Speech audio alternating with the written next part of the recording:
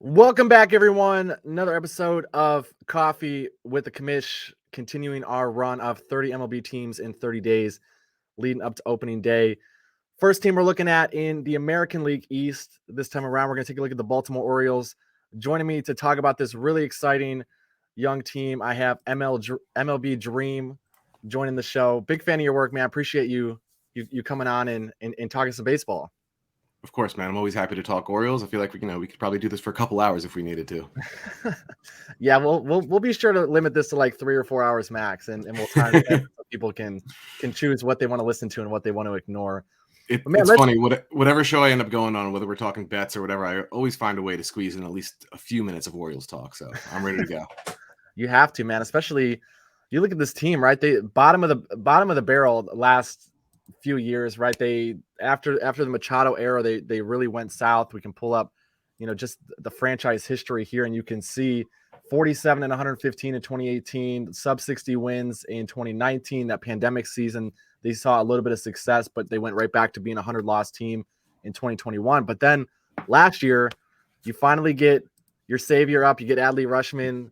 They go 67 and 55 after they call him up. The future looks bright, right? And ownership, the front office, they made some bold claims last year. People expected them to increase the payroll going into the season, but we're sitting here talking, and the only team that spent less than them on their 2023 roster is the Oakland Athletics. So what do you make of it, man? What do you make of the front office situation? What do you make of all the prospects on the verge of making it to the big league level? Just from a fan's perspective, from a betting perspective, like where's your head at going into opening day this year? So I definitely try to separate ownership and the front office, because I do think that we have one of the sharpest front offices in baseball that should be mentioned, in the top 5 with those other organizations like Cleveland, Houston, New York, the Dodgers, a lot of teams like that. I do think that they're just as sharp as those guys. As far as ownership goes, we probably have one of the worst ownership groups in baseball and maybe even professional sports, which, is tough as a fan. It's been something, I've been dealing with my whole life as an Orioles fan.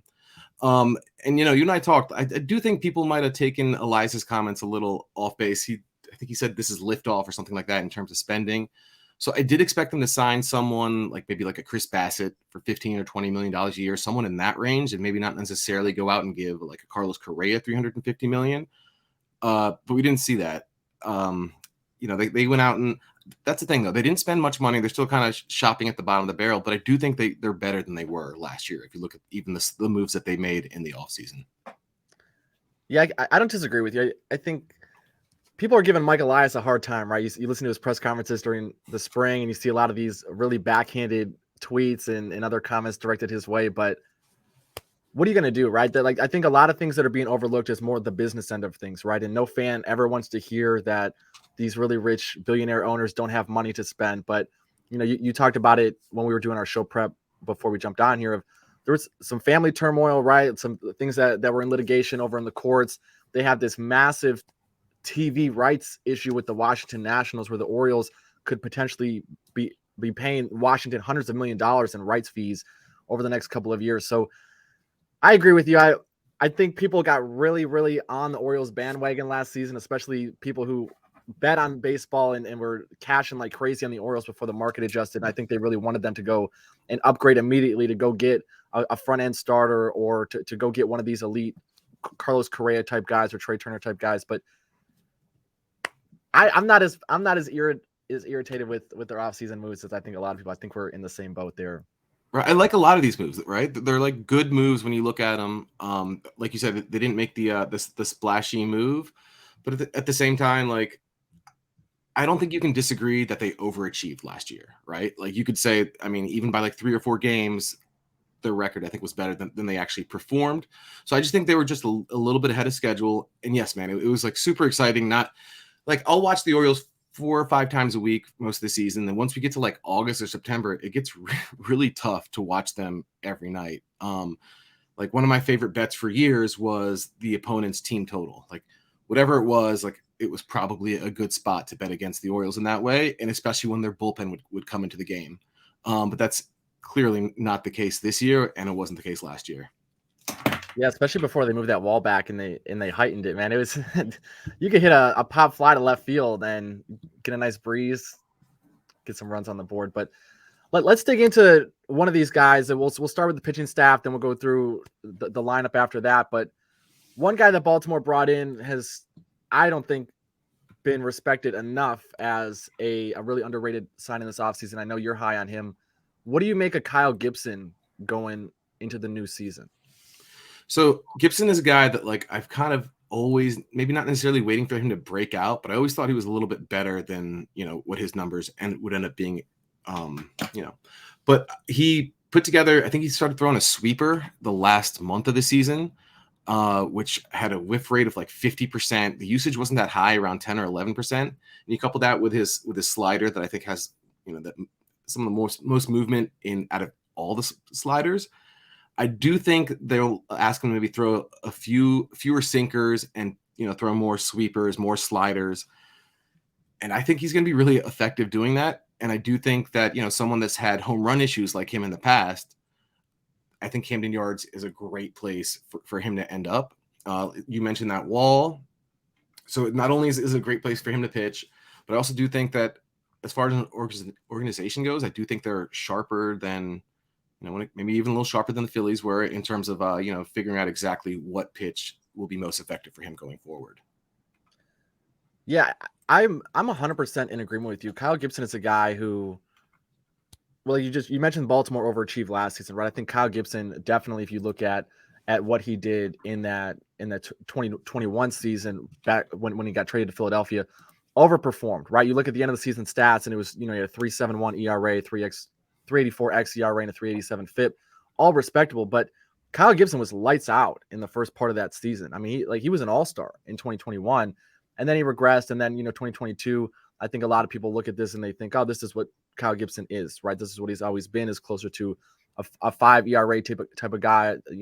The expected stats supported that he was a little bit better, but still not very good. But one thing that I don't think is talked about enough is you look at the end of his season, and these starts that he made during the month of September, he had a 9.73 ERA, a 5.24 FIP. Like, everything got pushed up at that point. Like, his numbers really were not atrocious going into September. Started experimenting a little bit with that pitch mix, like you mentioned.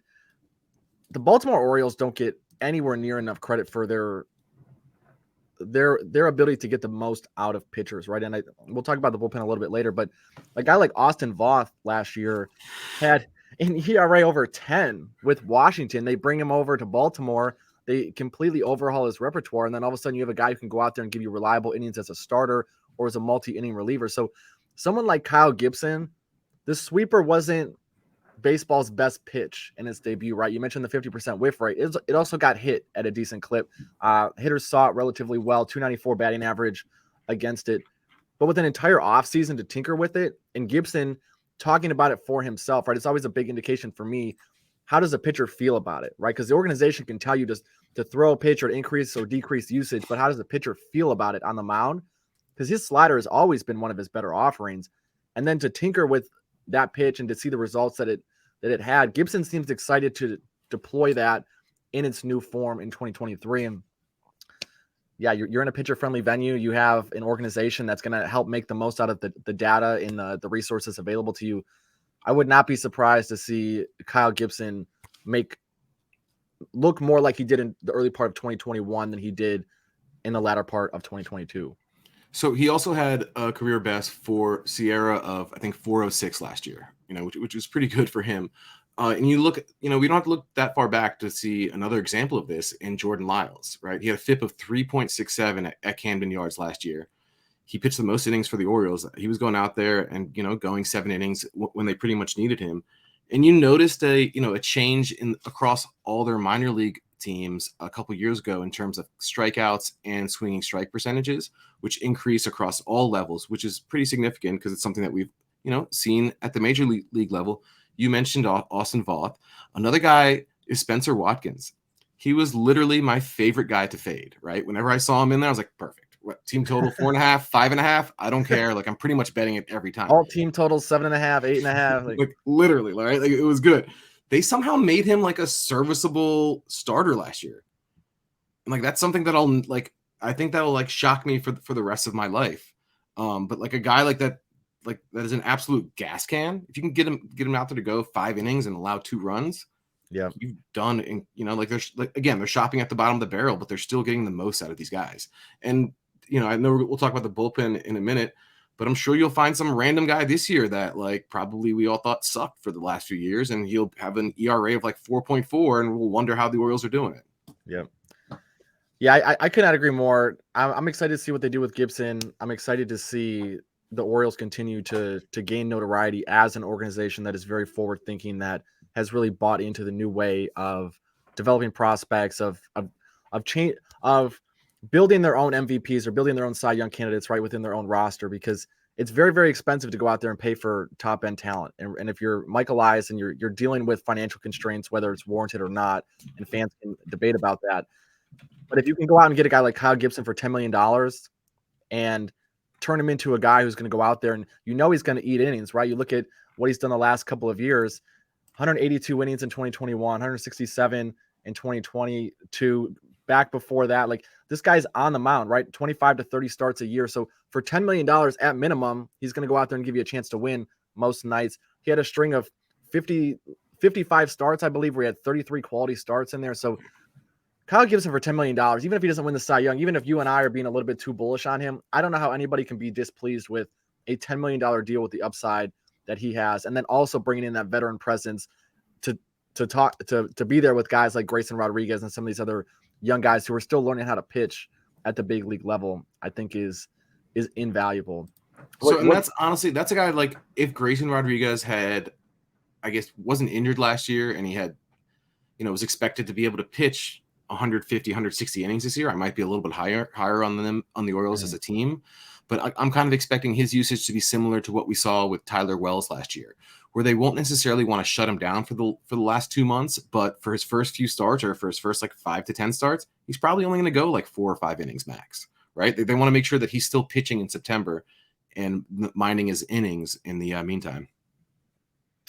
Yeah, so let's transition to him, right? So Gibson's 80-1 to win the Cy Young. You have Grayson Rodriguez coming off of a season where last year was ended with the lat strain. He comes into this season, he's 200-1 to win the Cy Young, and I think a lot of people are probably going to look at that and they're going to think, wow, that's crazy value for a guy that has a fastball that can touch triple digits, that has multiple secondary offerings that are above average with the potential to be elite other offerings.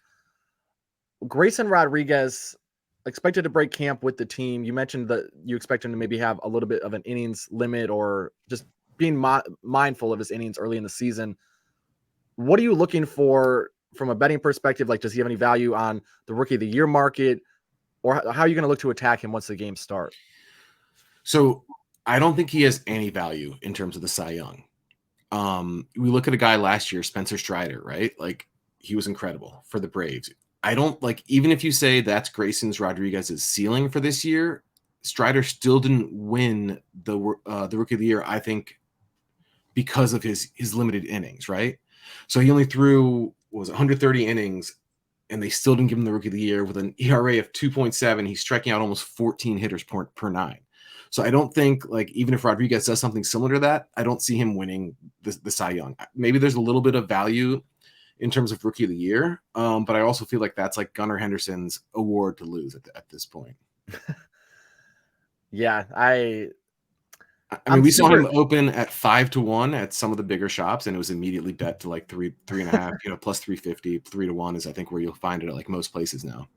Yeah, I'm a little disappointed that I missed the mark on that, but yeah, with Grayson Rodriguez, I was taking a look at what he's done throughout the minor leagues, right? And you can see the numbers have been just mouth-watering, right? If you're a Baltimore fan and you finally get this guy to be in your rotation, and hopefully this is the ace, right? Because I guess the one knock that people can legitimately have against Baltimore's player development system is they've done a really good job taking mediocre pitchers and making them better, or developing middle to back end of the rotation guys that are reliable, but they've yet to truly produce an ace. And I think Grayson Rodriguez is going to be the first guy to have major league exposure where you can look at him and you can think this guy can win Cy Youngs down the road, right? You look at what he did in the minor leagues, everywhere he stopped for, more than just 1 or 2 starts, 2.60 ERA, 1.54 ERA, just obliterating opposing hitters. If you go down here and you look at the K rates, right? Just mind-boggling type of stuff. Almost 50% at some levels at AAA last year, north of 35%. The command is pretty solid as well. So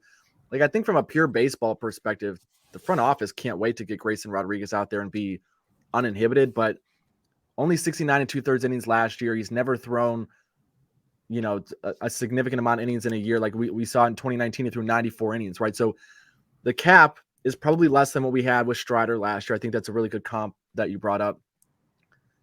I don't see any. We're looking at like 100 innings maybe for Rodriguez. Yeah, and if they're in contention, maybe 125. But I'm with you. I think they're going to handle him with kid gloves. And we talked about the front office and ownership at the top of this, and every indication is that Baltimore is focused on getting better in 2023 and finding the pieces that they're going to take with them into 2024 and 25 and beyond. But they're really, really focused on contending in 24 and 25. 2023, not having Grayson Rodriguez for a whole year, not having a full year of some of these other prospects that are right on the cusp of coming up to the big league level.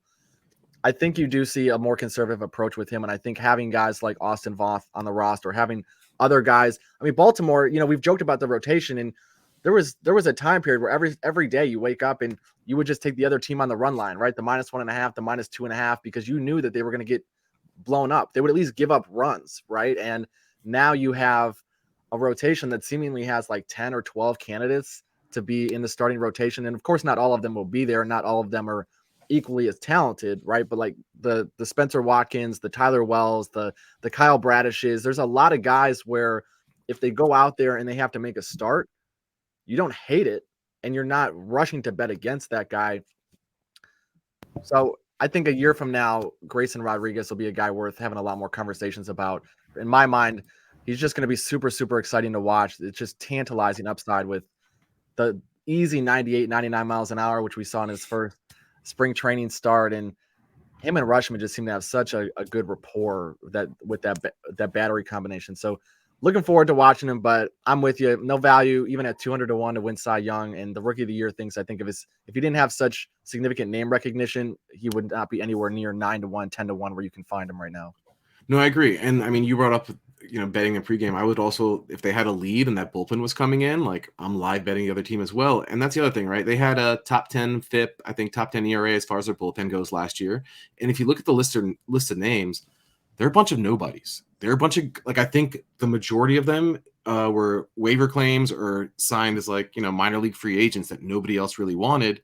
And they got the most out of those guys. And I assume they'll be able to do that again this year, is like pick up a couple guys that we've probably never heard of, or, we've heard mentioned a couple times. And we're like, hey, how is this guy striking out 11 guys per 9 with a FIP of just over 3, right? Like, I assume that the same thing is going to happen again this year with the club. And you have a manager too that seems to have a good feel for putting guys in positions that they'll succeed. We had like a guy like Craig Kimbrell last year. A lot of people think he just fell off the face of the earth. He did against lefties. It was very difficult for him to get left-handed batters out, but he was still damn near elite against righties. Right. Sub 3 FIP, K percentage was still where it needs to be, above 30%. So having a manager that can utilize these guys in advantageous ways based on the matchup, if there's 2 out of the 3 next guys in the lineup coming up are right-handed batters and going to a guy who has success against righties, those types of things over the course of 162 games add up. They make guys' end-of-season numbers look extremely good, even if their talent level isn't as well balanced as you would like. So I'm excited about it. One guy I'm curious to get your thoughts on, though, is Cole Irvin. He seems to be the third lock in this rotation to break camp. Kyle Gibson obviously got the $10 million veteran starter. He'll be at the top of the rotation. Grayson Rodriguez, top prospect. He'll be in the rotation. Cole Irvin came over as well. Is there anything that you've seen in your offseason research that they can get anything productive out of Cole Irvin other than eating innings? I mean, I was laughing because when you pulled that page up, look at all that blue on the Savant page. Except for limiting walks, everything else looks pretty bad. He's just the type of guy that's like, there's nothing exciting about him, right? Like, but you look at his numbers, ERA under 4 last year, 4.2 the year before, 4.2 FIP last year, 4.3 FIP the year before, and he's going to a park that's, not quite the Coliseum, but it's still a pitcher's park. So, I mean, I do think he's gonna, put up be a 2.5 WAR pitcher this year. Not exciting. Won't get a ton of strikeouts, right? But we'll see a bunch of fly balls be hit to left field at Camden and just kind of die before the warning track, like we saw with Jordan Lyles last year, and that we'll see with Kyle Gibson this year. There's just he's not someone that's going to get you excited, but man, if you can pencil him in there for 180 innings with an ERA around like 4.3 or 4.4, like the Orioles, they want to sign up for a guy like that. I'm with you. And the one thing, I hate Cole Irvin with a passion. You mentioned the Baltimore guys that you would rush and you would bet the opponent's team total, or you'd bet the other team on the spread. Cole Irvin was that guy for me, especially in 2021, where every single time out, I would take the other team in some form or fashion. Money line, I'd take the over, whatever it was. But going to Baltimore, his main risk in terms of giving up home runs is against right-handed batters. We look at his batted ball splits last season: 45% fly ball rate against righties, 30% against lefties. So lefties, he gets guys to hit the ball into the ground at a pretty high rate. I mean, honestly, close to an elite rate at about 48%.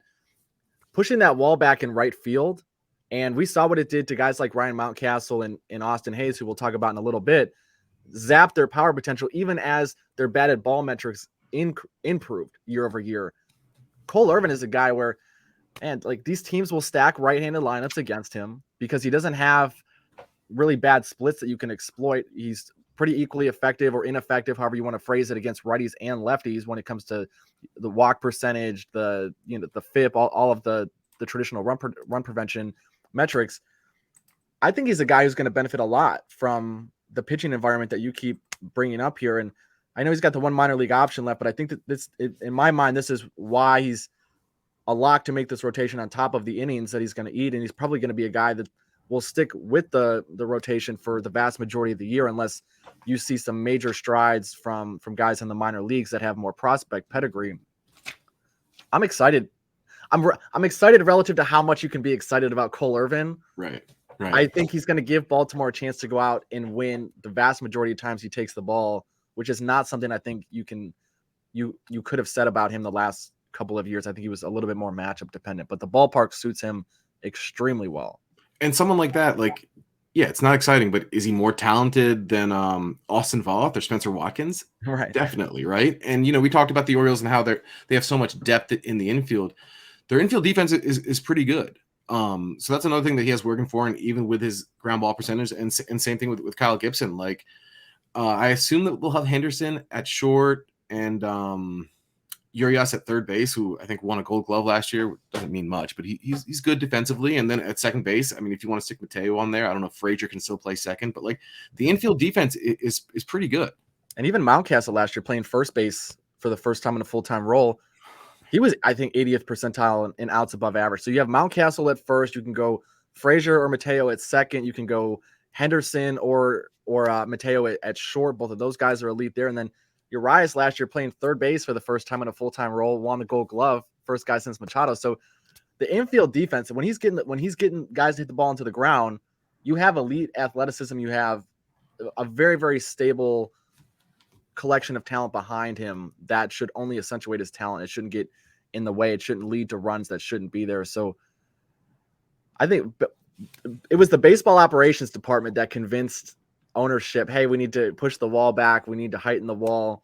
And when they make moves like this, it makes you think, did they anticipate going and getting a guy like Cole Irvin? Did they anticipate going and getting a guy like Kyle Gibson? And now they understand exactly what they're trying to do from an analytical perspective, where they can get guys at a bargain price, either as stopgaps or as guys that you might be able to turn into reliable pieces for the next few years for them. So I think that's a great point. Like, I don't think Kyle Gibson, maybe if he didn't have any offers last year, would have ended up in a place like Baltimore, right? He's like, dude, Yep. I don't like, at this point in my career, I need to have like a really good year if I want to continue pitching at the major league level. And they definitely had that in mind when they're moving the parks with the wall back. Elias even said it, right? He's like, dude, we're having a hard time attracting free agent pitchers. And then we talked about their minor leagues and how they don't really have that elite pitching talent, except for Grayson Rodriguez. Like, they're stacked as far as hitting goes with elite prospects. Pitching, not so much. So they needed to figure out some sort of change that they could make to make their pitching staff better. And it went from top 3 friendliest parks to homer in for righties. So I think now it's one of the toughest in baseball. Yeah, I can pull it up. Actually, it was nuts. I was waiting because Savant doesn't update their park factors right from opening day. They usually wait until they get a decent amount of a decent sample size. So usually about after a month, they'll release the new season of data. And here I'll pull it up right here so people can see it for themselves. Last season, Camden, this was just overall 24th in park factor. If we put it for just right-handed batters, we can see Camden finished 16th, but in terms of home runs, 26th. This was a huge difference compared to, we'll go back to 2021. We'll leave it on just the right-handed hitters so we can see a comp. So 26th in 2021, they were the number one park, and by an obnoxious amount, right? Like, so this is indexed to 100. So 47% better right-handed batters hit relative to their other metrics at Camden Yards in 2021 from a home run perspective. That is insane what moving a wall can do for right-handed batters. And again, this is when we talk about a front office being very analytically driven and not getting their flowers for really being one of the most intelligent, high IQ decision-making teams in baseball. Stuff like that. Like Kyle Gibson's we're not sitting here talking about Kyle Gibson potentially being an all-star if he's going to another team and playing potentially half of his starts in a different ballpark. And I think the same thing with Cole Irvin. It's interesting things when you start to peel back the layers and you see what might be going on in those meetings when they're deciding to bring these guys in. Like we're seeing a theme here, right? Like kind of like sharp, like not exciting. Forget not exciting. It's like super boring. It's like when we first heard the wall was moving back, I was like, are you serious? Like the Orioles game is going to be even more unwatchable at this point. Like, and it did, like, from a pure fan perspective and not someone that's like trying to make money betting baseball. Like it oftentimes sucked, right? Being like, oh man, that's perfect. Like perfect elevation, like perfect exit velocity, like that ball's gone and like doesn't even make it to the track. Like it took a little while to get used to, especially, you know, like you just showed how it's been a super home run friendly, offense friendly, and like that's fun for fans even when your team is kind of crappy. Yeah, I agree. Let's talk about the rest of this rotation then. So we got three guys that almost for sure going to break camp with the team. A lot of other guys contending for those final few spots in the rotation. Dean Kremer, Kyle Bradish, Tyler Wells, Austin Voss seems to be in the mix. Who do you have with the leg up based on what you've read? Obviously, you watch a lot of Orioles games. Who do you think gets these final two spots? I definitely think Bradish will get a spot. We've even seen him increase velocity so far in spring training. And, you know, spring training stats are mostly meaningless. Velocity is kind of one that you could kind of pay attention to. Mm-hmm. So I do think he'll be in there. And then Kremer's been solid. Like I really like Tyler Wells. I do think he has potential to win that fifth spot. And then, you know, a guy that only made one start for him last year that I haven't heard too many people talking about, who was their ace for a couple of years, is John Means. Right, he'll be coming back, I think, around the All-Star break, which will be a huge bump for this rotation. Mm-hmm. But if I had to pick now, I would say it's Bradish, Kremer, and then Wells finishing up the 3 through 5 in the rotation. It's funny that you say that because I've seen the beat writers, even who are usually running along the same vein with these types of things, have been a little bit all over the place with different predictions.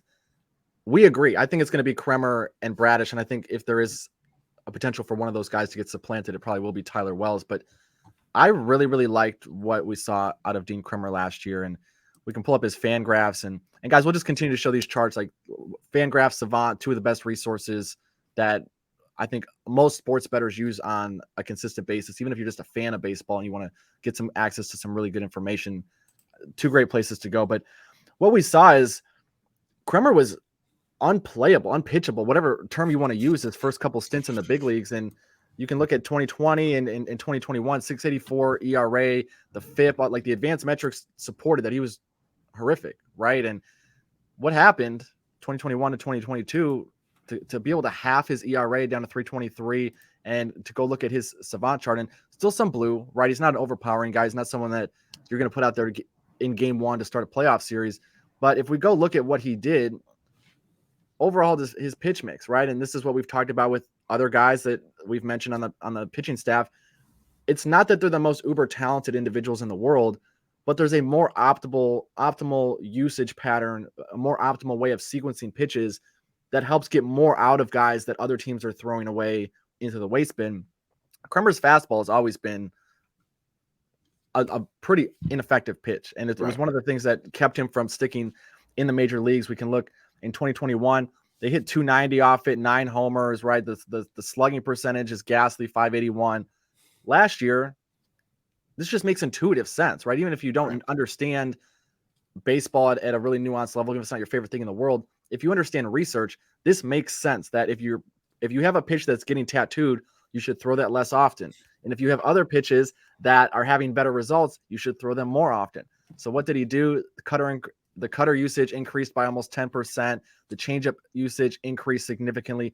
And what happened was he ended up having 3 pitches that were pretty solid. And the fastball, because he was able to use it more selectively in better situations, the fastball actually played a lot better. And opposing hitters had a 216 batting average and a 343 slugging, which seems incomprehensible if you're trying to predict the future from 2021 to 22. Nobody would have ever thought that from a guy who, again, going back up to his savant chart here, 17th percentile in fastball velocity. The spin rates are good, but nothing that you would ever think would ever overpower opposing hitters. It was definitely not a pitch that anyone from a scouting perspective or a front office or a fan perspective, I think, would have ever imagined could have been turned into a relative strength. And we know, picking up on another trend with all these guys that we're talking about, they all have like a below average strikeout percentage, right? Like they're all sitting between like 15 and 17%. And you nailed it, man. Like stop throwing your bad pitches as much as you are, limit them, and then throw your more effective pitches more. And his fastball played up because they weren't sitting on it, knowing it's coming 50% of the time. Mm-hmm. So I mean, we're noticing this like across the board, and we could pretty much probably go through every O's pitcher and notice something similar that they, the front office and the development guys have picked up on it and tried to implement. Yeah, that is a perfect segue into Bradish. If you want, I'll pull up his charts here. What did you see in Bradish last year? Because it sounded like you have Bradish as your 4th guy in that rotation, and then it's between Kremer and Wells for that 5th spot. In my mind, I had Kremer 4, and then it's between Bradish and Wells in that 5 spot. So what did you see with Bradish other than the velo and spring training that has you high on him and you expect him to be with the rotation? Like he was a little bit inconsistent, but I do think he finished the season pretty strong. Like he showed like a really good slider, a wipeout slider. And that's kind of another trend that we're noticing with a lot of these guys. It's like, they want to guys throw your slider a bunch, get a bunch of swings, misses. And that's pretty much where they're getting most of their Ks and their swinging strikes from.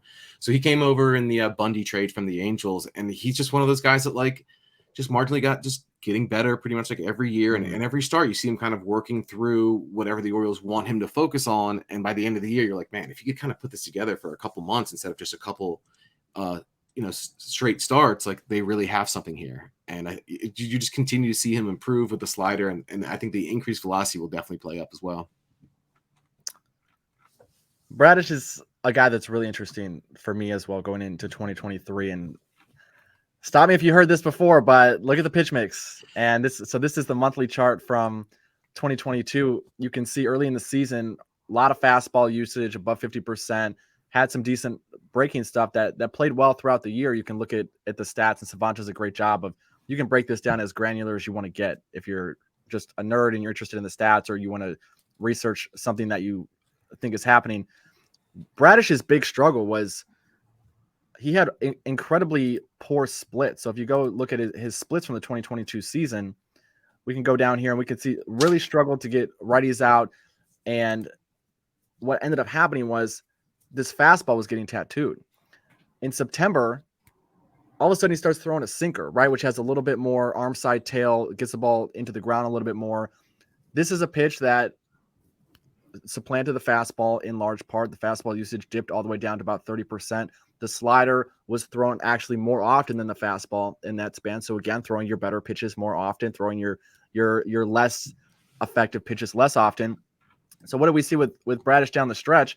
If we go look at his September game logs, plenty serviceable, not an ace, but from September 1st to October 2nd, these final 7 starts, a 3.35 ERA, a 3.54 FIP, maybe a little bit lucky with the 2.19 BABIP, but going into 2023, if you make the argument that the BABIP will regress closer to 300 and we shouldn't expect this, he's still only 26 years old, 25 years old, somewhere 26 years old. He'll be this season.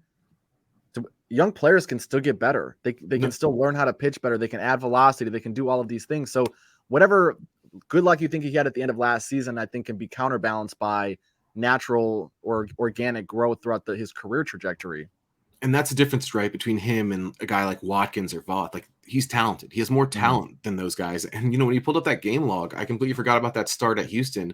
He almost went a complete game, striking out 10 Astros.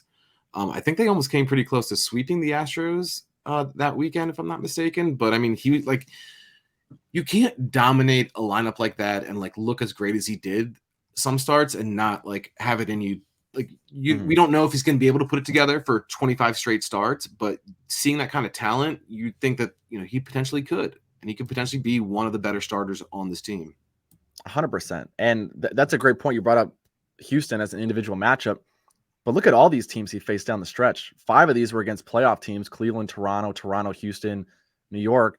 And then, going to Boston, he got lit up, right? 7 runs in 2 1/3. And then, but pitched well against Boston at home. So this gets back to these home and away splits that we're talking about with a lot of these guys, where if you can get the offense to score runs on the road and then at home, you have guys who can play to their strengths, and having that elite infield defense behind them. That's another thing, right? We're talking about the wall and all of that information, but understanding that if you don't have elite swing and miss pitchers, you need a damn good infield defense behind them. So they're not weak anywhere. There's no situation where a ground ball is hit to the left side or the right side of the infield, and you have, as a fan, sitting there going, "Oh God, please don't, like, not Frazier or not Henderson, right? Not Urias, not Mountcastle." Everyone can do their job defensively, and then you have Cedric Mullins in center field. Like, this is a really, really good, fundamentally sound baseball team, and that's the stuff I think that gets overlooked. So last year, when people say, "Oh," like, and even you said, right, Baltimore overperformed, and I don't think you're wrong. A really young team that didn't have much talent. A lot of their over/under last year, I think, was at 60 wins, plus or minus preseason. 64.5, I want to say, or 62, something like that. Yeah, somewhere in there. So I don't think anyone can, with a straight face, say that they expected Baltimore to win 83 games and to finish above 500. But there's things that they're doing that are sustainable, which is what has me excited. As someone who's not a Baltimore Orioles fan, I know you are, but as someone who just appreciates good baseball and sound decision-making, right, that is what every franchise should be doing, is using information to their advantage and then going and signing guys and surrounding them with talent that can get the most out of them. I think Baltimore's doing a fantastic job. So this rotation, if you glance at it and you're a casual baseball fan or even a casual bettor, it doesn't look like you have a lot of guys who are going to go out there and give you a chance to win. Kyle Gibson, a guy that has been up and down throughout his career. Cole Irvin, a guy with all the blue in the savant chart. And then Kremer, not a lot of swings and misses. And Bradish, a guy who maybe frustrated you a lot in the early portion of the season. Other than Grayson Rodriguez, you might be really down on Baltimore. But I think we've made a case for all 5 of those guys. Baltimore's not going to have many games where they go out there as plus 200 underdogs this season. For sure. And nobody's going to wish you, happy Cole Irvin day. Like, we're all excited to bet his strikeout prop. Like, that's obviously not going to happen. I mean, you mentioned having a couple holes where you're like, oh crap, not this guy. They had a couple of those guys last year. Like, Odor was a guy, like, yes. I hated seeing him in the lineup. I hated watching him play defense. Nevin was another guy, son of, I think it's Tyler Nevin, or I don't know if that's his dad or not, but one of the Nevins. He was one of my least favorite players to watch as well. And they signed Frazier, who is an upgrade over Odor, right? And it's been elite defensively throughout his career. So, like, even if his bat doesn't go back to the 300 average he had in 2021, he's going to feel ground balls that are sent his way. He's going to turn double plays to get guys out of innings. Totally. Like, he's still going to be productive. He's still going to be a plus player for them. So they they improved, and I do think that we'll continue to see other players, maybe like an Austin Hayes unlock another level or something like that. Just continue to get development and working with these coaches. Exciting stuff. Let's dive into this bullpen real quick, and then we'll go talk about this bevy of young talent that we have in the batter's box for the upcoming season. A couple of quick news and notes. Felix Bautista dealt with some fatigue towards the end of last season, didn't start throwing again until January, and is being brought along on what is being dubbed a gradual increase during spring training. So he's being brought up a little bit slower. Keegan Aiken looks like he's going to be permanently relegated to the bullpen, which I think is a good move in my mind. Michael Givens coming over via free agency, and then guys like Austin Voth, Brian Baker, DL Hall, potential guys to go to the bullpen. Who are maybe a couple of guys that you're looking for to be impact players in this relief corps this year any news and notes that you want to share with people? Anything that we should know going into opening day if you're betting the Orioles?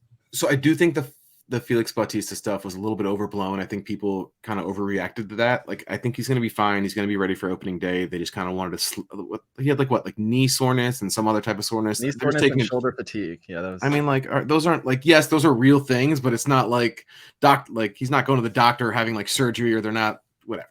Like, he's fine. One of the guys that I think has like, I don't think he'll make the rotation in DL Hall, but he's an absolutely electric arm, one of their better pitching prospects.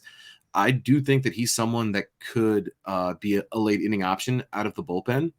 And then we talked about a bunch of a lot like the rotation, right? Just like a lot of these no names that came out of nowhere, like Perez last year, Baker, like all these guys throw super hard and they have nasty stuff.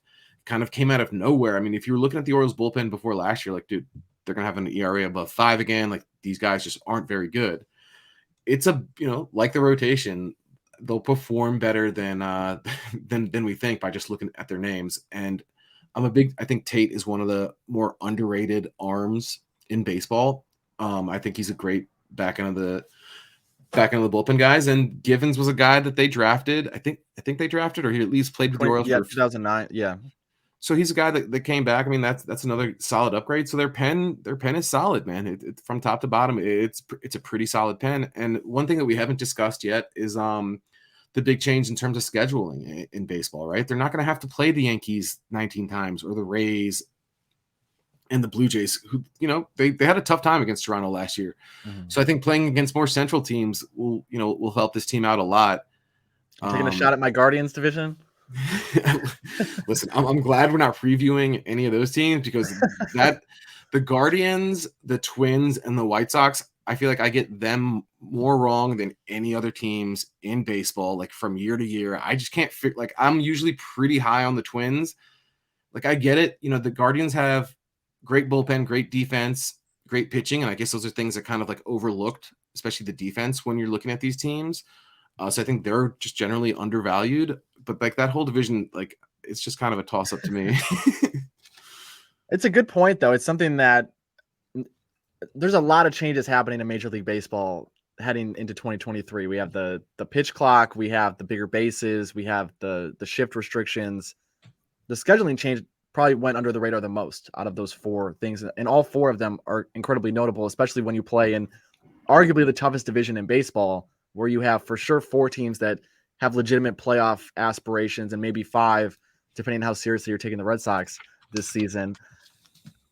DL Hall, to me, is a very interesting piece for the Baltimore Orioles this year, because similar to what we talked about with Grayson Rodriguez, even if you stretch Hall out to be a starter, there's significant concerns with his ability to get deep into games.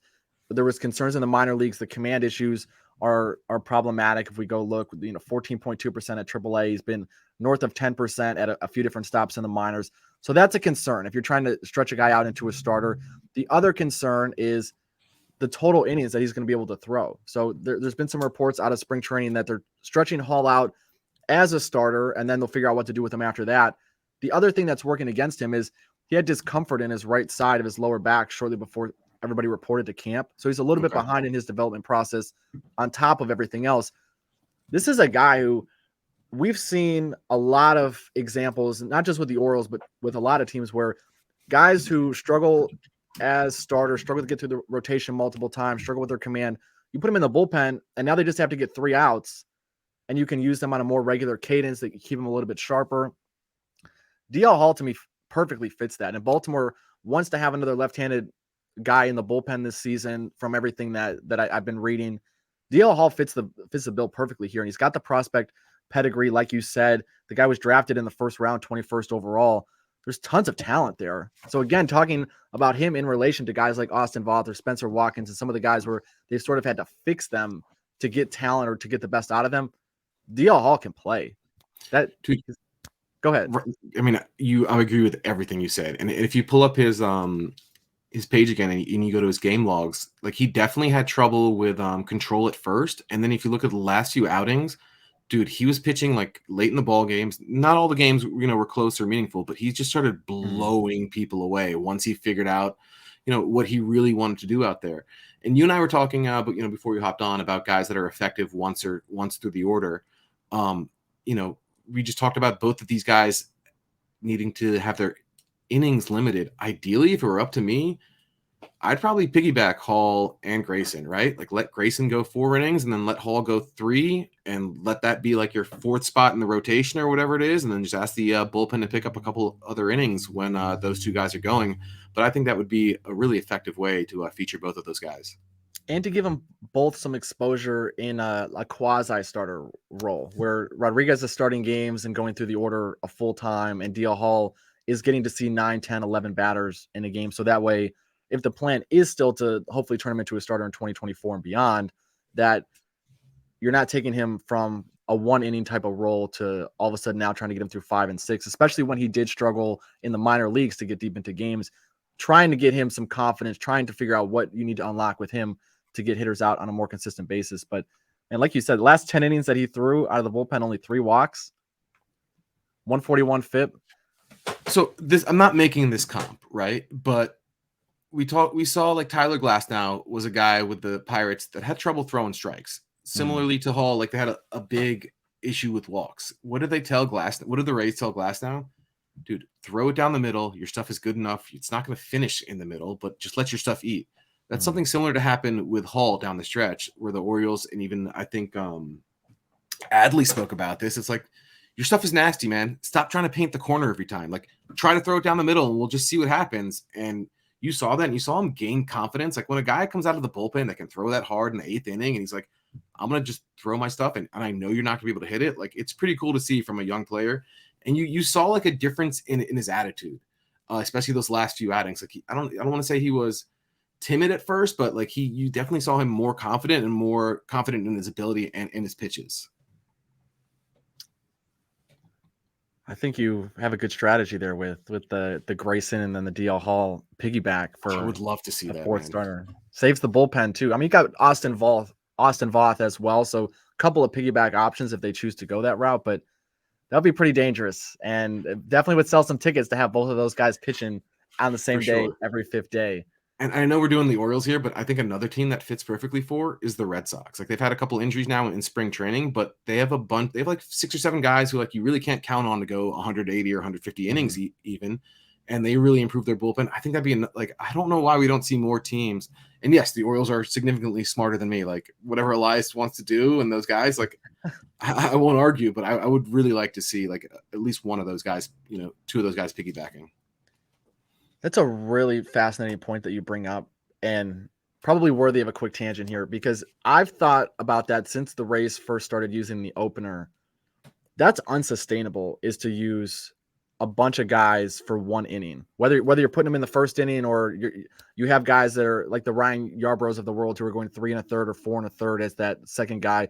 You're using too many bullpen arms to sustain that over the course of 162 games without abusing options and sending guys up and down from the minor leagues to keep the arms fresh, which, by the way, Major League Baseball had to implement a limit for how many times the guy can get optioned, because Tampa Bay literally optioned guys over a dozen times in one season, which is bad for anyone's mental health.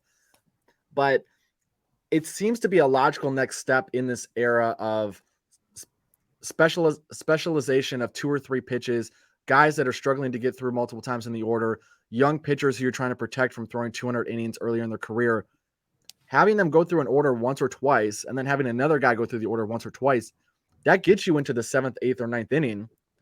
And there's a lot more durability that you can build as a pitching unit in that situation, compared to even having one guy like a Yarbrough where he's only throwing 3 1/3, and you know that you're going to have a heavy bullpen day that day. And then if you need your bullpen the next day or the day after that, there's fatigue issues, there's potential injury concerns.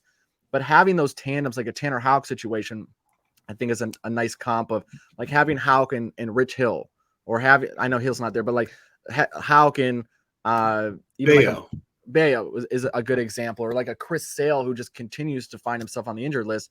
If you can piggyback those 2 types of guys, maybe even just early in the season until they can build up and they feel their bodies feel good, that seems to be a really logical next step to protect bullpen usage and protect the starters from ending on the injured list, especially teams like Baltimore and teams like Boston. who have a surplus of starting pitching options, even if they're not all great, having them for 3 or 4 innings, I think makes a lot of sense. So I don't know, maybe we'll do a different show on that if we start to pick up on it early. No, for sure. I mean, because even one other guy that comes to mind is Archer, right? Like I watched a bunch of his starts and he looked good early. And then once the 4th or 5th inning came around, he would just start walking a bunch of guys, finish with an ERA of 4.6, FIP of 4.5. His first time through the order, he got an ERA of 3.42, right? They were hitting 208 off of him. Yep. So I'm a little surprised that we don't see like even a guy you mentioned the Orioles traded last year in Jorge Lopez. I think he's a guy that can go through the order once as well and be extremely effective. Be something to watch in 2023. Last guy I want to touch on before we head over and we talk about the Rutschmans and all of this exciting offensive talent is Brian Baker, because I think he's a guy that almost nobody in Major League Baseball knows about. And it's another fascinating Baltimore case study. The guy's spin rates are fantastic. 80th percentile on the fastball spin rate. The extension is pretty good, which is a biomechanical thing. Not the greatest at limiting hard contact, which I think this will lead into the next point here of another guy who Baltimore looked at the pitch mix and helped him refine a little bit. He threw a changeup for the first time in 2022 last season, which is almost always an organizational driven decision. It's rare that a pitcher will decide, hey, I want to throw a changeup after pitching competitively for 10 or 12 years, all the way from youth baseball upwards, to all of a sudden say, I want to throw a changeup. There has to be some sort of foundation from an organizational perspective, from a data perspective, to warrant that pitch being used, especially at such a high clip. Last season, opposing hitters had a .044 batting average against this changeup. To illustrate how ridiculous this is, they had 0 extra base hits against this pitch. Out of every single pitch that was thrown at least 200 times last season by any pitcher in the league, it had the lowest slugging percentage against. And this is a pitch that he threw for the first time in 2022. So you mentioned earlier that there's going to be a guy in Baltimore's bullpen this year that they're not going to know his name, and then you're going to find out in June or July that he's actually a really reliable option and that he makes this team a lot better. There's another Brian Baker coming, and you have Brian Baker who has a changeup that is filthy, unhittable. I mean, this is up there with like the Andrew Miller sliders type of stuff in Major League Baseball based on what we saw last year. That's a guy who could probably pitch in the 7th or 8th inning on a consistent basis. And if you can further refine that fastball and maybe further limit the hard contact on that pitch and the slider, that's another guy that, like, Felix Bautista was a little bit better command away from being one of the most intimidating 9th inning guys in the league. Brian Baker is maybe a little bit more changeup usage or a little bit more of a refined fastball shape away from being the setup guy to get to Bautista. And that 8-9 combination, on top of having guys like Keegan Aiken, Sino Perez, the Dylan Tates, the potentially Dylan Halls, like, this bullpen has a lot more talent than even I realized before I started digging into it. I didn't know that about his changeup, honestly, right? And like, I think he was a guy that they claimed off waivers from the Blue Jays last year. If you would ask me last year who Brian Baker was, I would have shrugged my shoulders and been like, I don't know, man. And honestly, like, you look at Felix Bautista, he wasn't a top prospect with the Orioles system. The Marlins cut him, right? Good point. I think he actually considered quitting baseball. Came in with the Orioles. Don't know exactly what they worked on, but I mean, he's one of the best closers in the game now. So that worked out for him, and we're going to see another no name that we've never heard of or heard his name once or twice, and we're going to look at him and be like, hey, man, this guy could probably pitch in the 7th or 8th inning for these teams. And the Orioles got a lot of crap last year for trading, for selling at the deadline. They didn't really need Jorge Lopez, right? I mean, Mancini, huge fan favorite, but it's not like he did incredibly well with the Astros either. So they technically might have sold, but I think people kind of overreacted to those moves as well, right? Because they're doing what they did this offseason, what they continue to do. They're continuing to build for the future and just prepare themselves for when their windows actually open. 100%. And as a Cleveland Guardians fan, I can attest to that as well. There's been a lot of moves over the last decade where my gut reaction is, why? Why did we do that? And then 6 months or a year later, you're like, oh, great decision, front office. And I mean, even like the Lindor, right? Like, I know that must have sucked as a fan. Like, probably broke your heart, but I mean, that move has worked out incredibly well for them. Yeah, and especially within the constraints of the payroll. And Baltimore can definitely spend more than Cleveland can, and Cleveland can definitely spend more than Cleveland can. But when the reality is that ownership won't spend money, and you're not going to be able to keep a guy like J-Ram and Francisco Lindor going. And the return that they got for Lindor, I thought was plenty. And Rosario gave them a lot last year. I think we're going to see some regression from him this year, but Cleveland knows what they're doing. I think Baltimore needs to be in that same conversation of when a move is made, instead of people immediately complaining and coming at the throat of the GM, wait, trust in the decision-making, because time and time again now, I think we're seeing that these decisions are prudent and they're having really good long-term impacts on the organization as a whole. I mean, you're right. Like, they were never going to pay Lindor $250 million, $300 million, or whatever he got, right? And then you look at the Nats. The Nats learned from their mistake with Harper, even though I think ownership might have blocked a trade, and they moved Soto when they knew they weren't going to be able to give him $350 million, and they got like a really good return. So yeah, I know it's not always fun as fans when guys like that get traded, but again, it's better for your team in the long term, and probably even like the Guardians, it was in the short term, but better for them as well. Yeah, and and this will lead right into the points. What we can start with Rutschman. Baltimore can go get a flyer, right? A team's 10th best prospect, and get the most out of him. And they've shown this. We've seen the player development trajectory with guys like Gunnar Henderson, with Rutschman, with even the Mountcastles and the Austin Hayes of the world, where they didn't just set the world on fire when they got to rookie ball, when they got to AA, AAA. There's been some ebbs and flows in their development process, but Baltimore's ability to get the most out of these guys, to help them make better swing decisions at the plate, to improve their zone contact rates, all of these things that are really important from a modern scouting perspective, Baltimore does a great job with. So when Baltimore trades a Mancini or a Lopez, and they get a guy that is maybe a 7th best prospect on another team, that guy could end up being a Felix Bautista. That guy could end up being a really reliable 7th or 8th inning guy, or even a middle reliever, which is incredibly valuable on a contending team. You need to be deep at these positions. A team like Washington, who we talked about in another video, I think is devoid of such capabilities. I think they could get the 8 best prospects in baseball, and I think 4 of them will end up getting DFA'd at some point in their first 5 MLB seasons. But that's not the case in Baltimore. Adley Rutschman, I think, a great example of this, a can't miss prospect who ended up not missing, right? Came to Baltimore last year with the weight of the franchise on his shoulders, a little bit of a delayed start to last season because of the triceps injury that he had in the spring. But my God, was it fun to watch him play. And I mean, the team benefit, right? 16 and 24 prior to his arrival, 67 and 55 after that.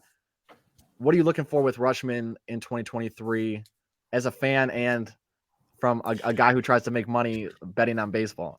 I'm glad you asked me as a fan, right? Because like at my core, like I love this team, even if they're winning 60 games a year. Like I love them. I love them as a team, and I love a lot of their guys. It was so incredibly cool to see how Rutschman interacted with pitchers during the game, in between innings. Like, dude, he was running up to these guys, giving them high fives, giving them hugs, just encouraging them. It's like really cool to see like such an incredibly like generational talent love the game and try to build up his teammates at the same time. And I just wanted to make one quick point. He was the consensus #1 pick. The Orioles have been picking at the top of the draft for a few years now. More often than not, Elias won't take the consensus #1, right? And he got some flack for that early on, which I'm fine with, but they would take somebody and then in the first round, then overslot in the next couple rounds. It's worked out really well for them so far, right? Like they did it last year again with Jackson Holiday, when a lot of people thought that Jones should be the #1 pick. So like you're going to continue to kind of like they're hitting on these on their top picks, and I think it's something that we're going to continue to see. Adley is like, from the moment he came up, yeah, I know Santander had over 30 home runs. He's their MVP, right? Like I know this is going to sound a little childish. It's not that much fun to watch him when Adley's on the bench or getting a rest. He didn't rest that often, but I'm telling you, if you look at the Orioles Twitter on the days when Hyde decided to give him a day off, like day game after night game, the fan base loses. Catcher, by the way, and that's standard protocol. I mean, right? Like we're not really gonna make a huge long run. Like let's not run this guy into the ground his rookie year. But fans would like lose their minds. Like I can't believe we're resting him. It's like, come on, big picture here. But yeah, no, this team is a lot more fun and a lot more legit to watch when he's, hitting in that 2-hole. And at the same time, like watching him catch is super entertaining as well. Yeah, I'll pull back up the Savant chart here, and both sides, right? It's defensively and as a hitter, defensively, one of the best pop times in baseball at the very young age still of 25 years old. The framing, something that's become more standardized throughout baseball at the catcher position, where you need a guy to be a lead in this department. But Rutschman fits the bill, and it's not a given. The way you're talking about not always taking a consensus number 1 overall pick, teams don't always prioritize this. Or if you have a catcher who can give you a little bit of pop at the bat, maybe you sacrifice a little bit of the framing or a little bit of the defense or a little bit of the camaraderie that you're mentioning with Rutschman, knowing how to handle a pitching staff, which is an X factor type of thing that is a little bit more difficult to quantify.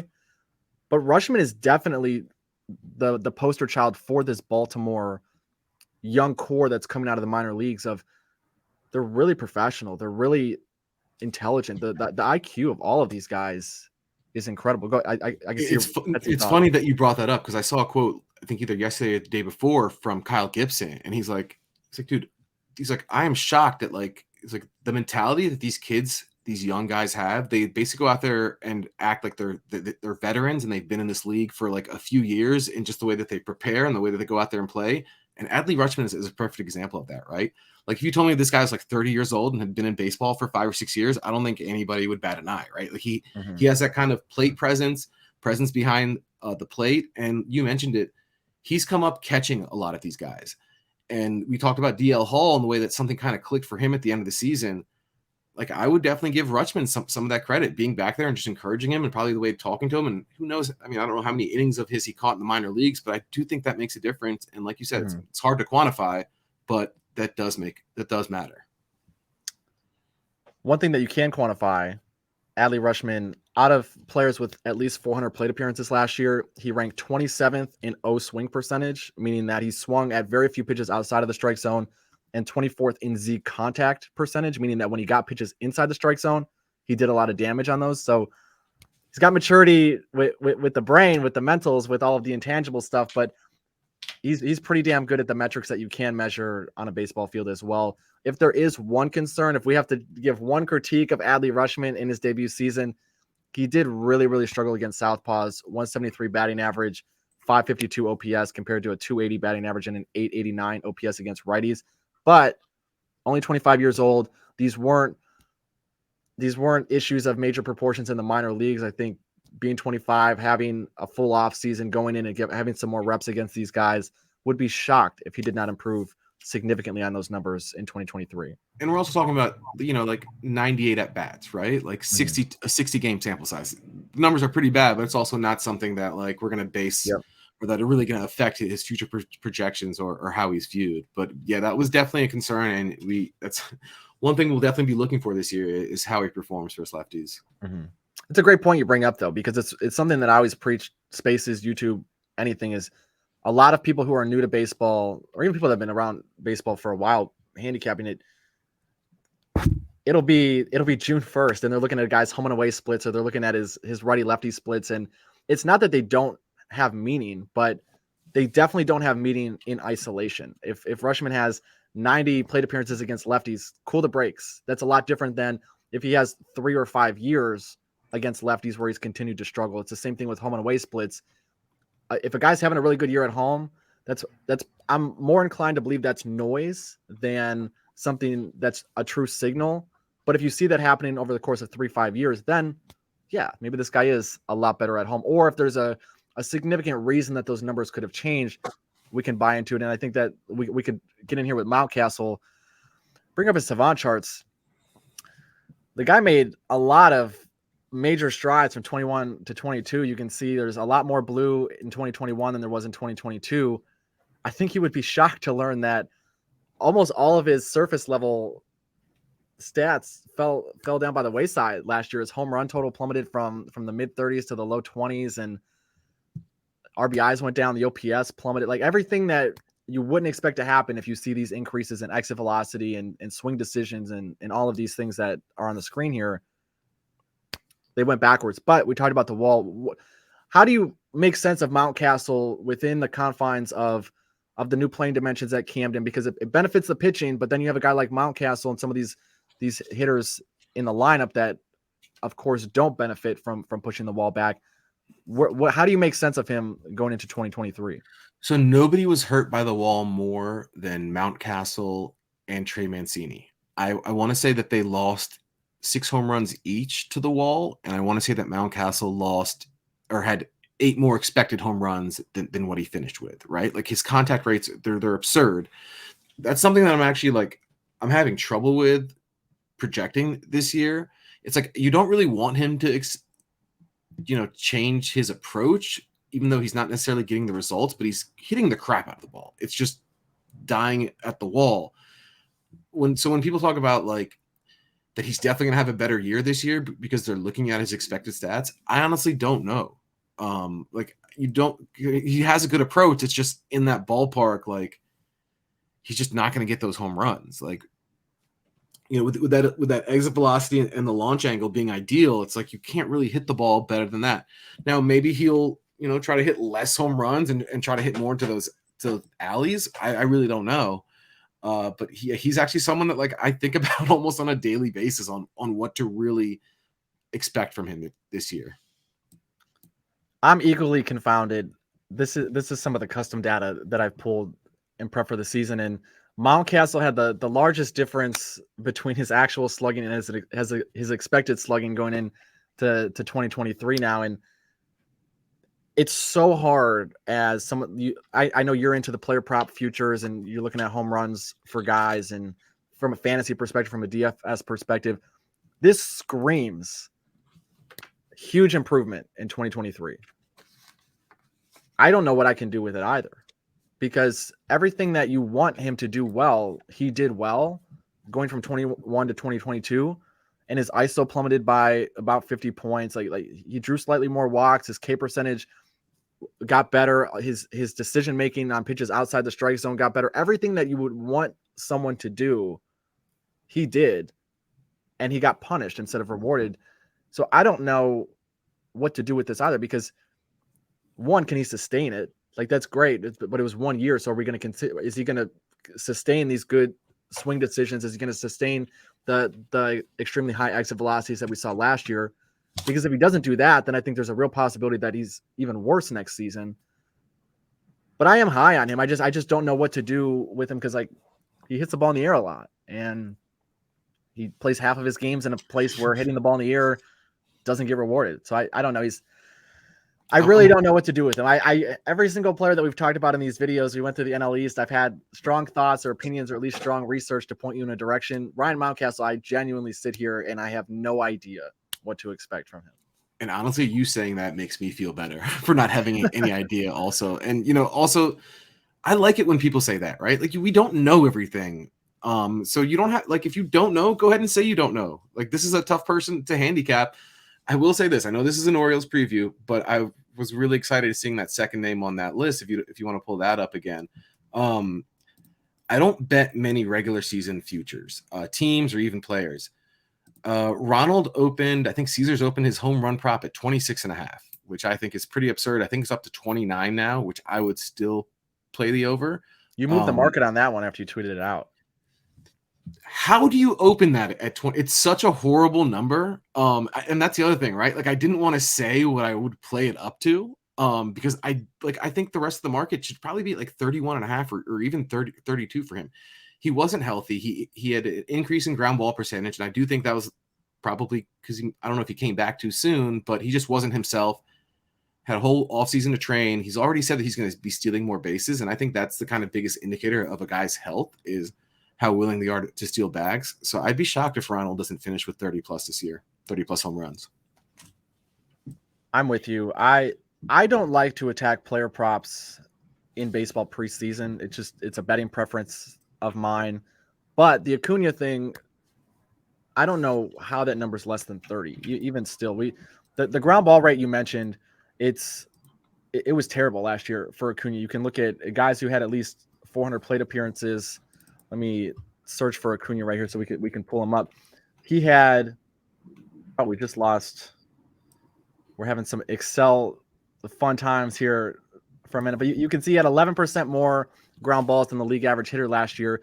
And if you went and you looked at his Fangraphs chart, his ground ball rate spiked by about 16%. And I think we can use this as a nice segue to get into the rest of the Baltimore roster. So it's a good point to bring up, because Acuna, looking at his batted ball metrics, that's a huge red flag absent of an injury or something else, to see a guy have his fly ball rate plummet the way it did. But you mentioned the health. Mechanically speaking, and like I work with players all the time coming back from injuries, and reprogramming your lower half is very, very difficult. And what ends up happening, everything starts at the feet, right? So from like a scouting perspective, you look at the feet, then you come up after that. If you're not 100% healthy on your lower half, which you're coming back from, in Acuna's case, a very serious knee injury and that required surgery, the launch angle might not be there. Acuna still was all red on his savant charts in the average exit velocities. He hit the crap out of the baseball. He just hit it into the ground in a year where the shift still wasn't restricted, so he wasn't rewarded a lot. It's tough to find really good comps for Acuna because there's not a lot of guys in baseball that tear their ACLs. There's even less outfielders that tear their ACLs, and there's even fewer elite outfielders that tear their ACLs. So we don't have a lot of good comps going backwards. But one guy that I did find was Tyler Naquin, who tore his ACL back in August 2019. His first full year back, launch angle decreased, ground ball rate increased, hit a lot more balls into the ground. His first full year back healthy after a normal off season and everything else, hit a lot more balls in the air. Went right back to what he was doing before. So if Acuna hits more balls in the air, the guy hits 35, 40 home runs. It's the availability thing. It's the health thing. And my reservation with investing in Acuna on the MVP market, investing in Acuna on the player prop market is I don't know how seriously he takes his rehab. This guy's out there playing baseball in the winter leagues in different countries. He's getting in a PR pissing match with the Atlanta Braves because he wants to play in the World Baseball Classic. So I don't know how healthy he is. If he is healthy, that's a guy that early in the season I'm looking at as an MVP candidate because the batted ball metrics from last year I expect to flip on their head if he's healthy. No, for sure. And I think I think they're still offering a 29 flat at Caesars. I would definitely bet that. And it's funny, like I've literally bet one future each of the last 2 years. I don't like doing it. I'm just more of a day-to-day guy. And I also don't like betting home run futures without knowing which ball we're going to use, right? Mm-hmm. Which ball we're going to see. I doubt we're going to see a ball that was more dead than it was last year. But another guy I kind of liked was Devers. He had a leg injury, I think, around the All-Star break and just wasn't himself in the second half. He had 22 home runs in the first half, finished with only 5 in the second half. I bet his again at, I think, 30.5. I think that one only moved 1. But, kind of something similar to you said. He didn't have his legs under him. I think he was certainly pressing at the plate, especially with his team struggling. Mm-hmm. So I think that's someone that kind of fits that Acuna, cap as well in terms of betting that over as well. 100%. Well, let's use this and let's talk about a guy like Adam Frazier, who was another guy who saw some major differences in his output in 2021 compared to 2022. They call him Captain Slapdick. He got on base a lot less than he did the year prior. Signed $8 million deal with Baltimore, even though Baltimore's got all these emerging young infield prospects coming up. Where do you see him fitting in with this roster? Do you see any reason for positive regression? Do you think last year was too much of an overcorrection? He batted .238. What are your thoughts on him? Well, the first thing that jumps out is his BABIP, right? He had a .268 BABIP last year, career .303. So, I mean, that goes back up 70 points. I'm sure his batting average will increase, even if he's like a slightly above average replacement level, 1 or 2 wins. He's still replacing Odor, who, we know just isn't very good. And I don't really like watching, he's an exciting player, but Jorge Mateo should not be an everyday player with his current profile, right? So I do think that Frazier should probably be getting more time than Mateo as well. So I do think, he could probably hit around 270, 275 and be like a solid player at the bottom of this lineup for this team. He's someone actually I haven't had time to look into his splits. Well, we can look at him right now. That's the beauty of the show, beauty of technology. We can research him right at this moment. Right off the bat, looks like struggled a lot more against lefties than he did righties last season, which is supported with the OPS, the on base, the batting average, pretty much across the board. My big thing with Frazier, so this is in contrast to Acuna, where I think Acuna still being young, still having all the talent in the world, one of the top prospects in baseball when he first came up. Acuna, there's a lot of reasons to like him to bounce back, health being number one. Adam Frazier had a major drop off last year in a lot of key areas. And other than the BABIP, which you mentioned, not a whole lot that screams positive regression from him. BABIP is a stat that will typically normalize around 300 for a league average hitter. There's ways to circumvent that. If you hit a lot of line drives, you might have a higher BABIP. If you hit a ton of balls in the air, a ton of balls on the ground, you might deserve a little bit of a lower BABIP. But typically it's a luck metric that will normalize plus or minus 300. My major concern with Frazier, with the bat, his average exit velocity is in the 3rd percentile last season. Barrel percentage, 2nd percentile, hard hit percent, like all of these things that you're looking at. Is there going to be a resurgence, or was this 2021 a fluke where he batted 305, especially coming off of a year? I know it was a COVID year, 230, smaller sample size. Before that, he batted pretty much around the 270, 280 clip. He had that first year, again, smaller sample size, about 300. So I think intuitively you can look at that and you can say, well, the COVID year was a fluke, and then last year was another outlier. He's more of a 270 to a 300 hitter. It's just concerning to me, the struggles against lefties, and the fact that he just can't hit the ball hard at all. And this is something that we've seen as a theme throughout his career. 2021, even when he had the high batting average, 3rd percentile average exit velocity, 2020, 7th percentile. So he's never been a guy who hits a lot of balls hard. One thing that a guy like him could benefit from is the shift being restricted, because if he does have more space on the right and left side of the infield, that's a situation that could improve his prospects. The other thing with a guy like Adam Frazier is, he has there are guys in the minor leagues that will almost certainly be in the major leagues by midsummer, end of the summer at the latest. Frazier against right-handed pitching, I think is pretty much a slam dunk to be a 260, 270 hitter if that's what he's doing on a regular basis in more of a platoon role. The defense is elite. It's always been elite. That we're talking about, you go get Kyle Gibson, you go get Cole Irvin. So yeah, what do you go get Adam Frazier? The defense is a lead up the middle with Mateo and Frazier until you can get some more offensive pop up there. So I don't hate the signing, but I wouldn't draft him in fantasy. I think he has a real risk of not even being an everyday player by the midpoint in the season. But he'll make a lot of contact. I mean, I think you nailed it, right? Like, if you look at this lineup as a whole, it's probably a below average lineup. He's someone that is going to hit towards the bottom, right? And even if he's league average, he's still a significant increase over Odor last year, who had a 80 WRC plus against righties. So that still is a benefit for the Orioles, even though he he probably is going to be fantasy relevant. Yeah, I agree. And the Odor thing, I need to pick on Odor because I've been trying to be nice about it, but I can feel it boiling up a little bit inside of me as we're going. So just my one Odor comment, and I promise I'll leave it alone after that. He's terrible defensively. Every time I turn on a Baltimore Orioles game, that guy was doing something to stress me out. Whether I bet on Baltimore or not, I felt nervous for the people who did. He stressed me out. The bat was highly erratic, terrible base runner. All of these things, Adam Frazier is at minimum of a value add. Even if he's not great, like you said, he makes Baltimore better just by virtue of not being Rougned Odor. And for that, congratulations to the Baltimore Orioles. You have a second baseman that won't piss you off on a daily basis. That's like one of the few moves they made that I just didn't understand. And it was painful to see him in the lineup on like a daily basis. It was really frustrating. Even early in the season when, I laughed at people last year when they were Spreadopedia, my buddy, he was betting Orioles futures to win the division and things like that. I was like, dude, like you're literally lighting your money on fire. Now, it wasn't quite that bad, but I'm just glad he's gone. Right? Like, looking at their lineup and their rotation, there aren't many guys that I'm going to dread having to watch, 130 times this year. And for that, I'm pretty thankful.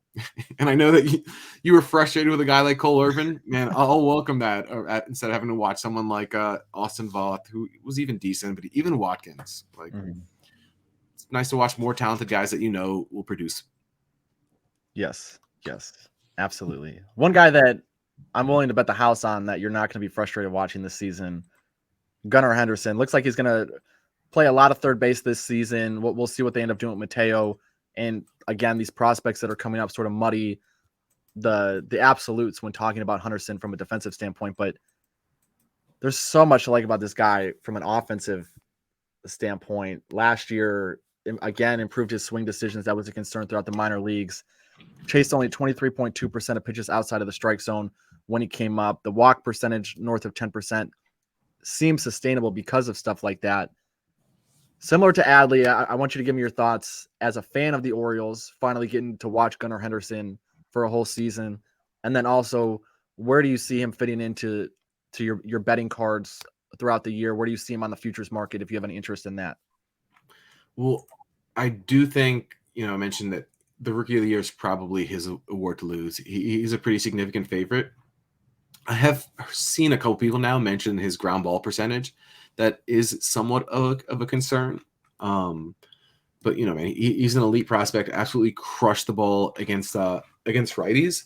So I do expect him to probably be in that 2 hole with maybe Adley hitting third, especially versus righties. And it was really cool to see. I think it was against your Guardians. I want to say, I don't know if it was his debut or maybe one of his first early games. Hitting that home run and seeing that his power is absolutely legit was pretty awesome. It's just really exciting to see, these top, literally the number one prospect in baseball. Because the Orioles have had, as an Orioles fan, we've had some bad luck with the top prospects. I don't want to bring up, the top, our big three from the mid, 2010s, but it was disappointing to say the least. And it's pretty cool to not only have the number one prospect in baseball, but to actually just see them perform right out of the gate, and Gunnar didn't disappoint. That home run was against my Cleveland Guardians. Thank you for making me relive that, because we were actually playing for stuff last year. I know Baltimore was still in the hunt at that point as well, but man, it sucks when another team's best prospect makes their debut against you, and then because you're excited to watch him as well, right? As someone who's just a fan of baseball, you're like, oh man, I get to see Gunnar Henderson play, and it's like, god damn it, he hit a home run against us, right? But you're a little bit happy as well. The ground ball thing is the one thing that stood out to me as someone who does like to invest heavily in the futures market in baseball. I treat it more like the stock market, where I'll make very small purchases preseason, and then I'll continue to buy and essentially sell things throughout the year based on what I'm seeing on a month-to-month basis. Two things that do give me a little bit of pause with Henderson, especially if you didn't get him at the plus 500 to win Rookie of the Year. The numbers against lefties, I know it's a small sample size in the major leagues, but this is something that was a problem throughout the minor leagues as well. He does struggle against southpaws. Pretty significant splits in his short tenure at the big league level last year. You can see 290 average against righties, 130 against lefties. If we go down to the advanced stats, you can see that was even more stark when you look at things like slugging and OPS. So that's a little bit of a concern for me. I do think his swing decisions can still stand to improve. His chase rate was great with, again, only 23.2% of those pitches outside the zone he was swinging at, but the K percentage still a little bit of a red flag for a guy who's going to have to play 160 games plus or minus. And then the ground ball rate. That is something that for me it's a big deal when the number is at plus 290 or plus 300 and there's other viable candidates to win that award, because this is something that if I'm looking to draft a player in year 4 or year 5, if their rates were even remotely close to this, I would not even be considering this individual. But Gunnar Henderson is a top prospect in baseball. It was a very limited sample size last year at a point in the season when he's playing other teams that are vying for division titles, vying for playoff positioning. He's not with the team for a whole season. And the other thing that people forget is Major League Baseball, and just baseball in general at every level, is a sport where you learn a lot just by being around other sharp individuals. We learn a lot from talking to other people that are sharp from a betting perspective. When you're a baseball player, being around, let's use the Mets as an example. Kodai Senga coming from overseas gets to be around Justin Verlander and Max Scherzer every day. If you're eager to learn, you pick up so much just by having conversations with those guys every day, by watching their bullpen sessions on a daily basis, by being at the game when they're actually pitching.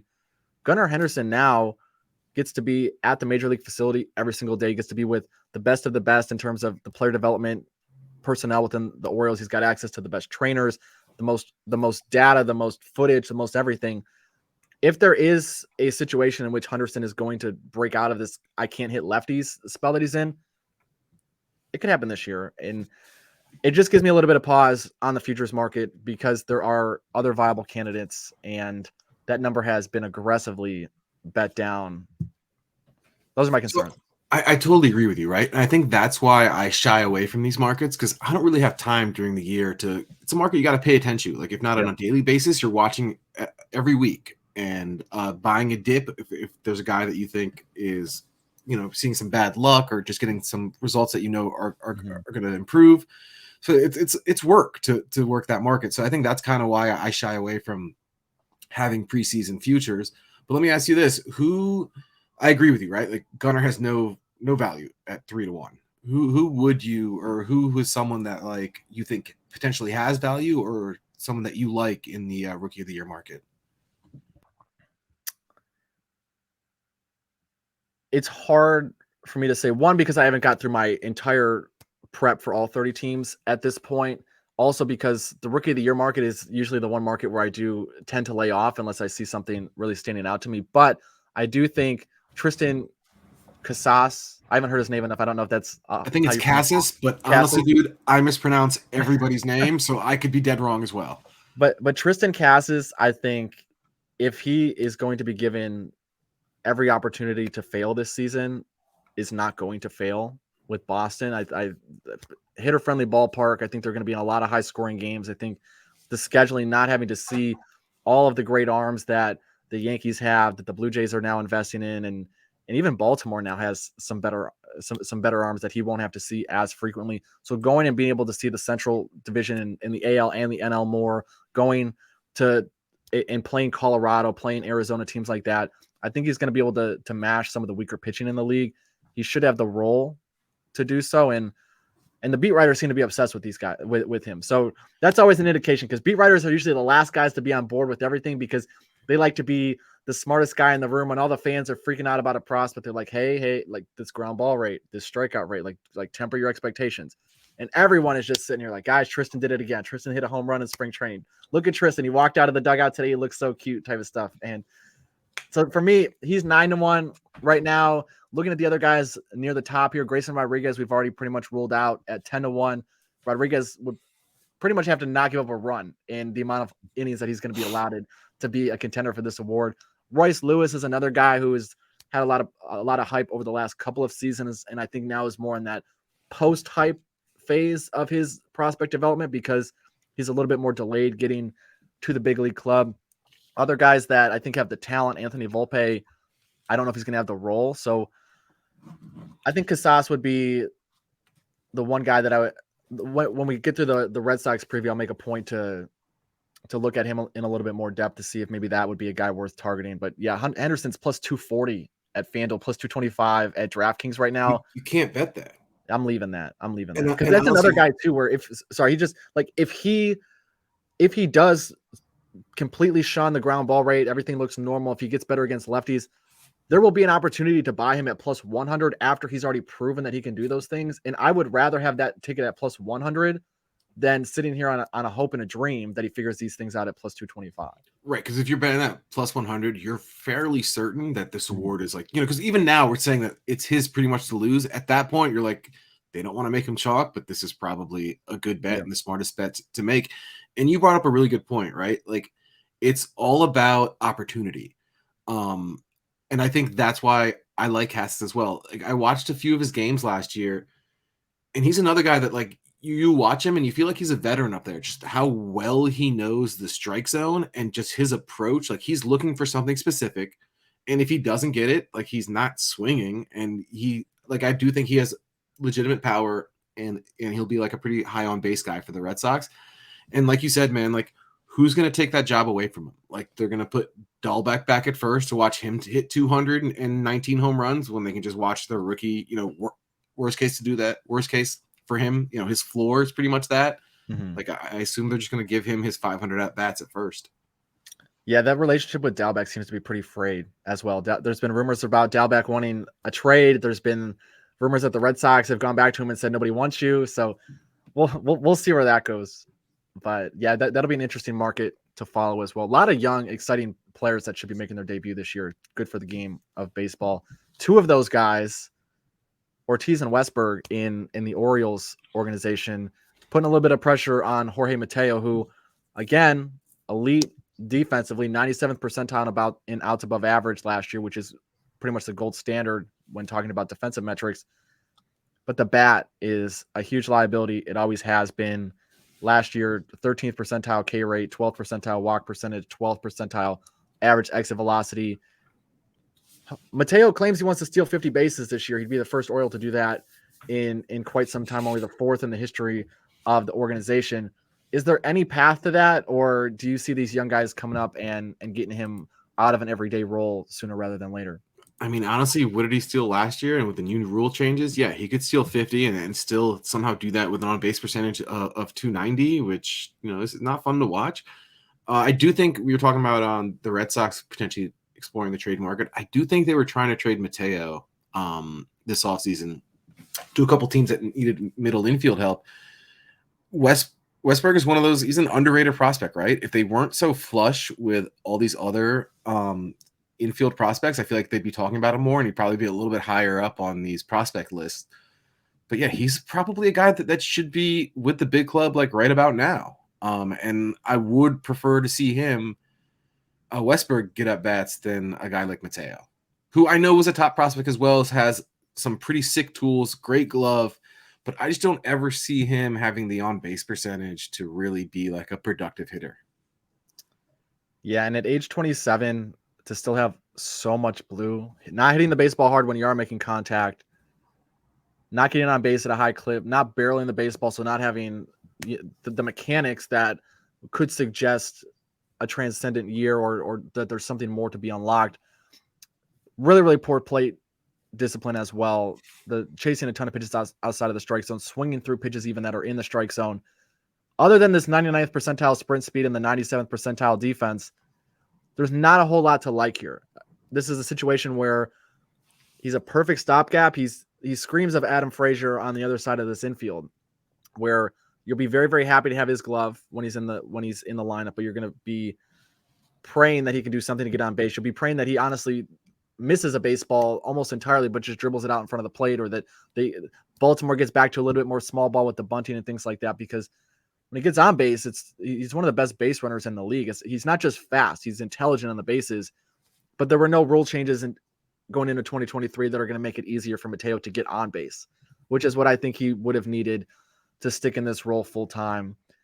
The guy who I think has a more legitimate opportunity to steal 50 bases is a guy who regressed last year coming off of a 30-30 season, Cedric Mullins. Where do you fit him into Baltimore in 2023 and going forward? Because he's still an arbitration free agent in 2026. Baltimore's going to have to make a decision. Is this guy part of the core that we're moving forward with, or they have to make a different decision when it comes to Cedric Mullins? What are your thoughts on him this season, fantasy-wise, betting-wise, fan-wise, all of that? I mean, I agree that he is due, to perform better than he did last year. He'll continue to be their leadoff hitter. I was kind of almost expecting them to trade either Mullins or Santander. I don't really know. I feel like they don't want to pay both of them. So I think one of them will still be here in 2 or 3 years. I don't really know, honestly, which one it'll be. But I really like Mullins. And yeah, he'll continue to hit leadoff. And, just going back to Mateo will be a good guy to have on your bench, right? Like start once or twice a week max and not be an everyday player. I totally agree with you that Mullins should probably lead them in steals this year and go back to, setting the table at the top of the order for them. Yeah, 34 stolen bases and 44 attempts last season. I don't know if the beat writers egged him into this comment or not, but they asked him if he could steal 50 bases, and he went as far as to say that both him and Mateo are going to steal 50 bases this season, which I think is a little bit bold. But yeah, there's things to like here with Cedric Mullins. I think the floor is exceptionally high. The 30 homer, 30 stolen base season, probably will never see that again from him, especially as he gets closer to 30 and then on the wrong side of 30.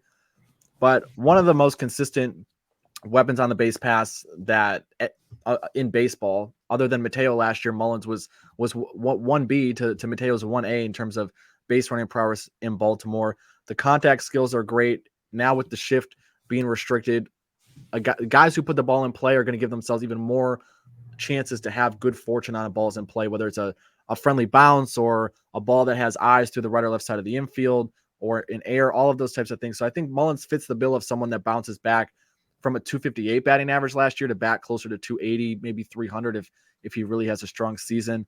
The aggressiveness on the base pass will be something definitely to watch with Mullins. And then this defense. When you're building a baseball team for one season or for a decade, you have to be strong defensively up the middle. You have to have the catcher, you have to have the shortstop, and you have to have the center fielder all being reliable defenders. What does Baltimore have? Adley Rutschman, elite defensively. Jorge Mateo, at least to start the season in an everyday role, elite defensively. The guys who we're talking about potentially supplanting him, also pretty slick with the glove. And then you have Cedric Mullins in center. This is something that goes overlooked for sure when talking about the futures market, when talking about teams' prospects. Baltimore is one of the best fundamental baseball teams in the league. And as long as they have Cedric Mullins playing defenses in center field, as long as they have Rushing behind the plate, and then either Mateo or either of these other two guys coming up through the infield. Because the other thing to look at here, and I'll pull this up, the base running metrics, and BRR is not a very common metric. It's not accessible, so I apologize for that. But Rutschman is, again, one of the elite guys in the league when it comes to base running. So this just further supports the idea that he's got an incredibly high IQ. Mullins, one of the best base runners in the league. The guys who aren't the best base runners on this team are pretty close to neutral. Frazier, probably the worst base runner that we have on this roster, and we're talking about him not even playing every day, potentially post All-Star break. Mountcastle, Austin Hayes, Santander, if Kyle Stowers, who we'll get to in a minute, can end up fulfilling that DH role on a more regular basis. Baltimore is going to go first to third more than a lot of teams. They're going to go second to home more than a lot of teams, and they're not going to give outs away. And Mullins is going to be a big part of all of those things. So in my mind, less of a guy that you want to invest in on the futures market to win MVP, less of a guy that you want on your fantasy team. But you being a fan of the Baltimore Orioles, and everybody that is a fan of the Baltimore Orioles, be pretty damn happy to keep him around. I don't know if I'd want to commit to him for a decade. It'll be interesting to see where those contract negotiations go if he has another strong season, especially if he gets anywhere near the 30-30 that we saw a couple years ago. But for $4 million to have Cedric Mullins in center field, I think there's probably 20 or more teams in baseball that would love to have that situation going into the new season. No, especially with how, center fielder, that position is not that deep across the league. Mm-hmm. And if you're going to move your wall 20 feet back, you better have a guy that can cover a bunch of space. And honestly, not only does he make a lot of these catches, he makes it look easy, right? He's not having to sprint all out, dive. He makes a bunch of diving catches, but a lot of the balls he gets to off the bat, that's going in the gap, and you just see him kind of gliding and making the catch. And you brought up another really good point. The Orioles don't make many mistakes, right? And I feel like that's why they were in so many close games, especially against teams that were a lot more talented than them, right? That's how they played the Yankees and the Rays so tight. It's they're not going to make a mistake. And honestly, the games that they did make a couple errors here, whether it was on defense or on the bases, those are the games they ended up losing by multiple runs, right? Mm-hmm. They don't have a wide margin for error. And they're just, like you mentioned, man, disciplined team, doesn't make many mistakes, and great defense up the middle. And it's making me think back to watching the games. Watching Mullins work in center field is probably one of the more fun things you can watch as an Orioles fan, just watching how much ground he covers, not only in center field, but also in left field. Yeah. I'm excited to get your thoughts on this team throughout the season, man. It's the more that we're having this conversation, the more I'm sitting here and I'm sold on the over 76.5 wins. And I know that's just the fever of talking about the positives of a lot of these guys, but there's just so much potential within this organization. Some of the guys who didn't have career years last year, there's reasons to believe that they bounce back.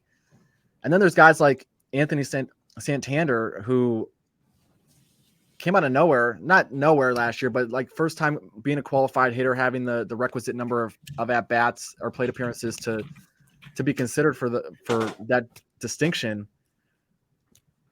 Nobody told him that the wall got moved back in left field. Nobody told him that Camden was supposed to be a pitcher-friendly venue last year, hit 33 home runs, increased his fly ball percentage from 43% to almost 50%, swung at fewer pitches outside the strike zone, made far more contact on pitches inside the strike zone. All of these things that we talk about being sustainable going forward.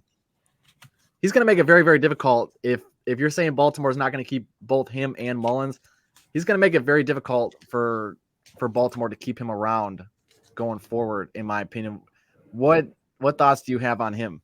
So he's a guy that like I've kind of been excited about for longer than I probably should have been. He had a bunch of I think he was a Rule 5 pick from your Guardians, I'm pretty sure. And he just like his first couple of years, you could kind of see the talent, but he was just like always injured with various injuries. And if you look at his Fangraphs page, 2019, it was the juice ball, but 20 home runs in 93 games. The following year, in 2020, the shortened season, he had 11 home runs in 37 games. Then we're talking 18 home runs in 110. And then last year, in his first full season, we finally saw him break over the 30 home runs. So I don't think it's a fluke. His power is legit, and he's a really talented hitter.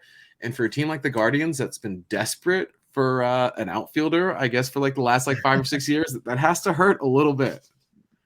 Yeah, especially because we can't draft and develop outfield talent, and we go get Nick Swisher and Michael Bournes and guys like that, and that's still the PTSD of me talking from almost a decade ago. But as good as we are developing pitching, we have a seemingly a blind spot for recognizing talent in the outfield, and it's another great example. A guy who played 152 games last year and was nothing short of sensational. We'll go look at the Savant chart just because this is a really quick shorthand to be able to see, is there more red or more blue here? And if there's a lot of dark red, guy had a good season.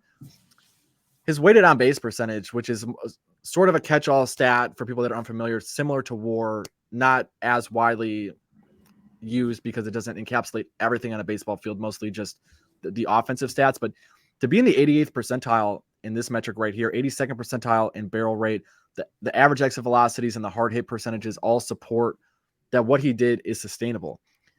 The defense, you throw him at the corner outfield position or throw him at DH as often as you can, because that's tough to watch him defensively. But a guy like him, if he can flirt with 30 home runs, he doesn't have to hit 30 or 35. If he can flirt with 30 home runs in a lineup that, like you said, is probably below league average on March 30th, when all these teams take the field for game 1 of 162, Baltimore will put up with this. And he's at a position where if you're going to be deficient defensively somewhere, the corner outfield is a spot where you can absolutely get away with that, especially if you're exchanging a little bit of defense for elite pop.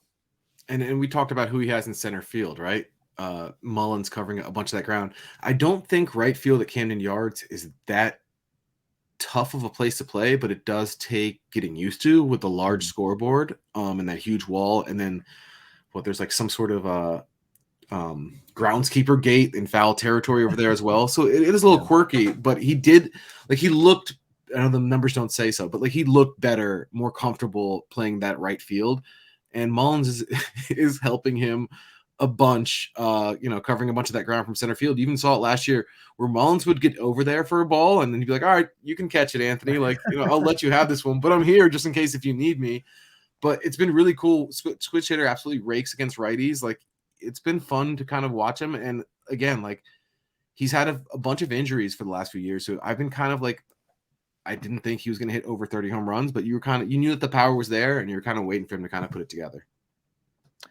So separating your fandom from this, if you're in a fantasy league, how much value do you think he holds this year? Where, like, would you reach to go get him? Would he have to fall for you to go snag him? Yeah, I mean, he's probably, like, I'll be honest, I've done a dynasty now for I don't know how many years, maybe like 9 or 10, and then I'll do literally maybe one redraft. And I think I'll do one this year. He's probably not a guy that I'll go out to target, but if he falls a little further than he should, I'd love to have him, as one of like my third outfielders or something like that. Because again, like, I don't know too many people that are going to go out and be like, I got to get Anthony on my team this year. But, you look at his numbers and I think people will be surprised that he hit 32 home runs and had 159 WRC plus versus lefties. So if you're in a daily league, like, you definitely want to put him in there versus lefties. Yeah, if you're a DFS guy or if you target total bases on a regular basis, every time this guy's seen a left-handed pitcher, he should be under consideration, especially because books seem to be very late to react to those types of things. They really seem to have to get punished before they really start figuring out the splits, because what ends up happening is if they price Santander's total bases drastically different against a lefty than a righty, they open themselves up to a lot of exposure for when the vast majority of the public doesn't look at that type of data. So as someone like yourself, or if you're listening to this video, if you understand that a guy has significant splits like that, you'll probably get Santander's total bases against righties and lefties at roughly the same price, when the expected output against righties and lefties is dramatically different. So something to pay attention to. I definitely agree with you, though, in fantasy from that perspective. He has to fall a little bit just because of the injury history and just because Baltimore has so much talent coming up through the system that if Hayes or Santander, even Mullins to a degree, like if any of these guys struggle to start the year and then let's say they end up on the injured list for a month, there's a real opportunity for other guys to step in and make it difficult for them to get a full-time job back, which sounds crazy, but not only that, but let's say they exceed expectations, right? And the Orioles are still kind of sitting around 500 on the outside of the wild. And even when they were in the wild card hunt last year, we still saw them, quote, sell pieces. I could see them trying to sell high on Santander or even Mullins or even Gibson, right? Like I think last year they were even looked into trading Lyles at the deadline. They probably didn't get any bites. But I'll be honest, right? Like I'm a lot better at breaking down pitchers and analyzing pitchers than I am with hitting. Most of my hitting work is done on a team level rather than a player by player level, except when I'm doing props, especially like strikeout props. Mm-hmm. But one of the few total base props I did end up playing a few times last year was Rutschman, right? You just mentioned the splits, and I would try to, if I could get Rutschman at plus money versus a righty versus over 1.5 total bases, like hitting in the 2-hole, sign me up. So I think that was like one of the few hitting props that I actually gave out a couple times last year.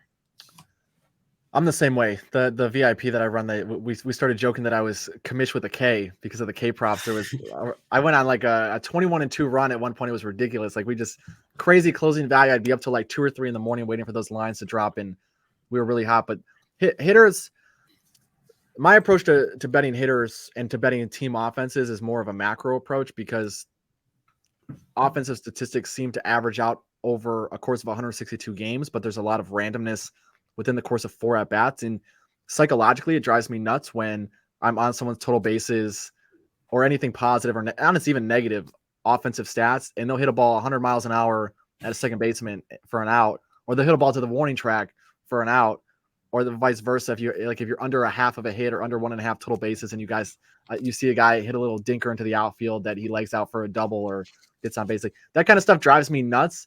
But as someone who understands baseball, I just have to sit there and go, wasn't a bad read. Like as I'm sitting there freaking out. That's baseball. Yeah. Right. I mean, I know it sounds cliche, but like that's literally baseball. And I think that's also why I do more of my hitting work on a team level. Like not only does it save me time when I'm looking at lines, but I also think that it's just better overall. But man, I'm with you. Last year was my first year betting pitching props over a full season. And I remember, hanging out with you guys in those spaces and just in various places.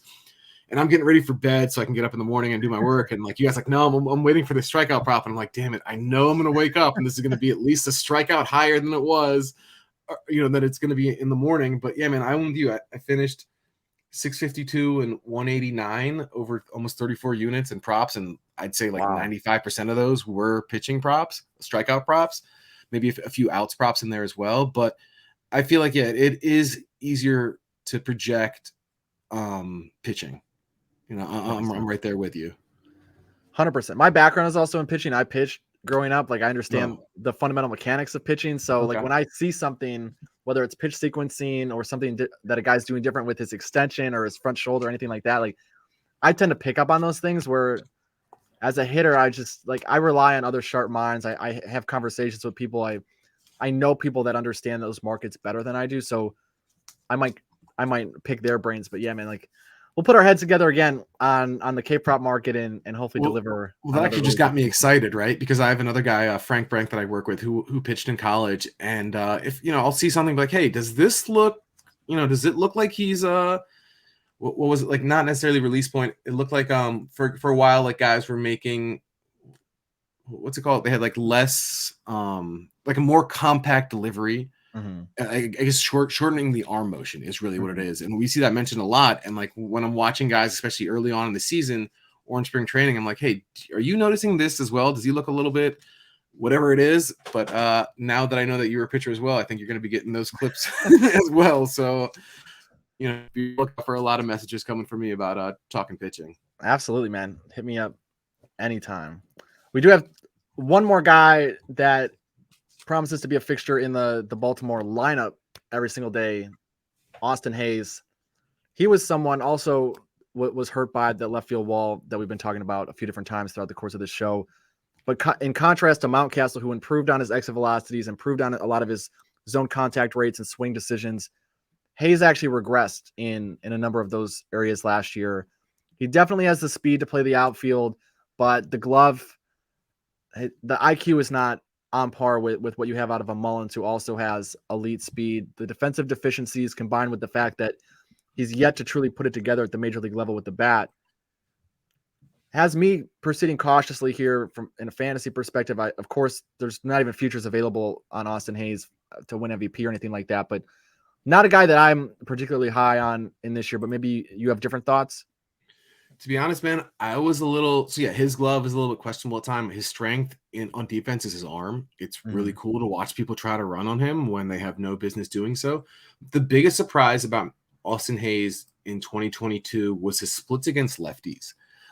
Throughout his career, he was absolutely raked against lefties. And last year, I think he hit better against righties, and there just wasn't that drastic split that I was used to, where he was definitely a guy, that you could target when they were facing a left-handed pitcher. So for his career, he has a 112 WRC plus versus lefties. He's exactly league average against righties. But I mean, if you look back to 2021, and that split is pretty drastic, I think. So that's something that really surprised me. And honestly, I didn't know what to make of it. And I still kind of don't, because he's a guy that has a ton of talent, and you were definitely kind of waiting for him to put it all together as well. So the fact that he didn't rake against the lefties last year really threw me off. Yeah, former third-round pick. And maybe Austin Hayes is part of the reason, too, that Baltimore's proceeding with an abundance of caution before heavily investing into the marquee free agents or before consolidating assets, because for a while, Austin Hayes looked like a guy who was on a pretty clear upward trajectory to be one of these core pieces for the next decade in Baltimore. And it just hasn't panned out. He's sort of plateaued, maybe even regressed a little bit.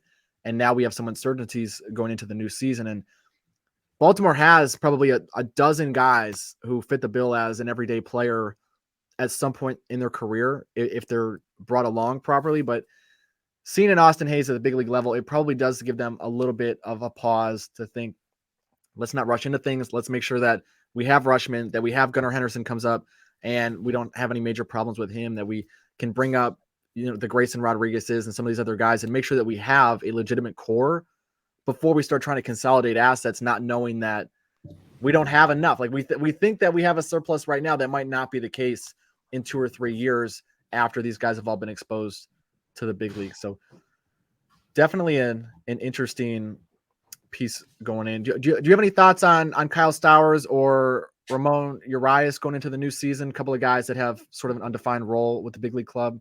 I mean, honestly, Urias is a guy that I think I personally probably would have just tried to sell high on after such a great year last year. This is the one bad thing about having so many prospects and so many good prospects. Some of the guys get lost in the shuffle, and Stowers is one of those guys, at least for me personally. I'm not getting that much value, analyzing a potential third or fourth outfielder for the Orioles when there's not really, he's not going to make that much of a difference on the line.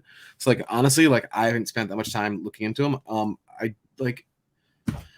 With our coaching and how sharp everybody is, he looks like, when you see him up there at the plate a couple times, and I remember one long home runs of his, he looks like a player, right? He looks like a guy that, at the very least, should be a third or fourth outfielder at the major league level. Yeah, he's definitely not someone that I think is baked into anything betting related, and that for that reason we won't spend a lot of time on him. He's just another guy for me that it supports the idea that Baltimore is really robust in their ability to develop players, and we can see during the minor leagues just atrocious K rates, right? 34%, 31%, 34%. But then last year, all of a sudden, you see he cut his K percentage by about 10%. We saw a little bit of that creep in a small sample size coming back to the big leagues, which is to be expected. The difference between AAA pitching and major league pitching is 5 times the difference between AA and AAA arms. So not crazy surprising here. But this is a guy who probably will have a path to regular, semi-regular at-bats with the big league club this year. And, you know, he's got a big arm. He's relatively athletic in terms of sprint speed, can hit the baseball hard. Like, his calling card as a prospect has always been he can absolutely mash when he makes contact. You just don't always know when he's going to make contact. This is another guy. I think if he can further improve his swing decisions, if he can cut down on that K rate a little bit, Austin Hayes is going to have some pressure. Might not be from Stowers. It might be from some of these other guys, but we'll see. The other thing with all these prospects is, like we've talked a lot, like there's a lot of infield prospects coming up.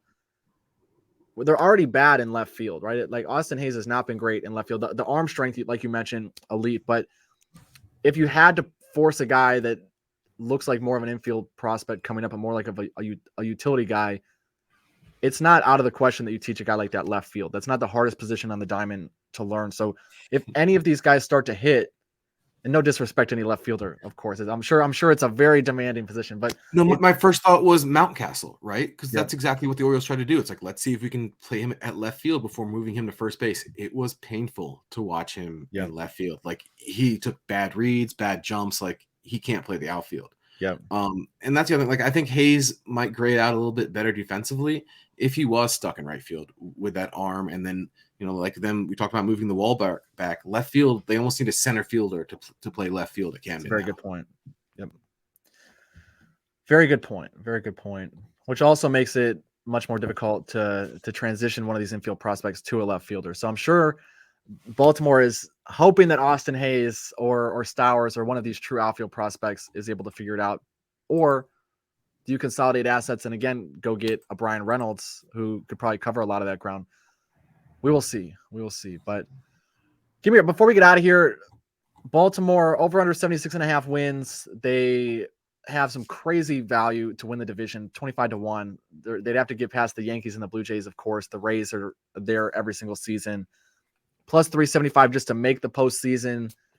Any value on any of these, assuming that there's nothing on your mind convincing you to bet them to win the AL or win the World Series?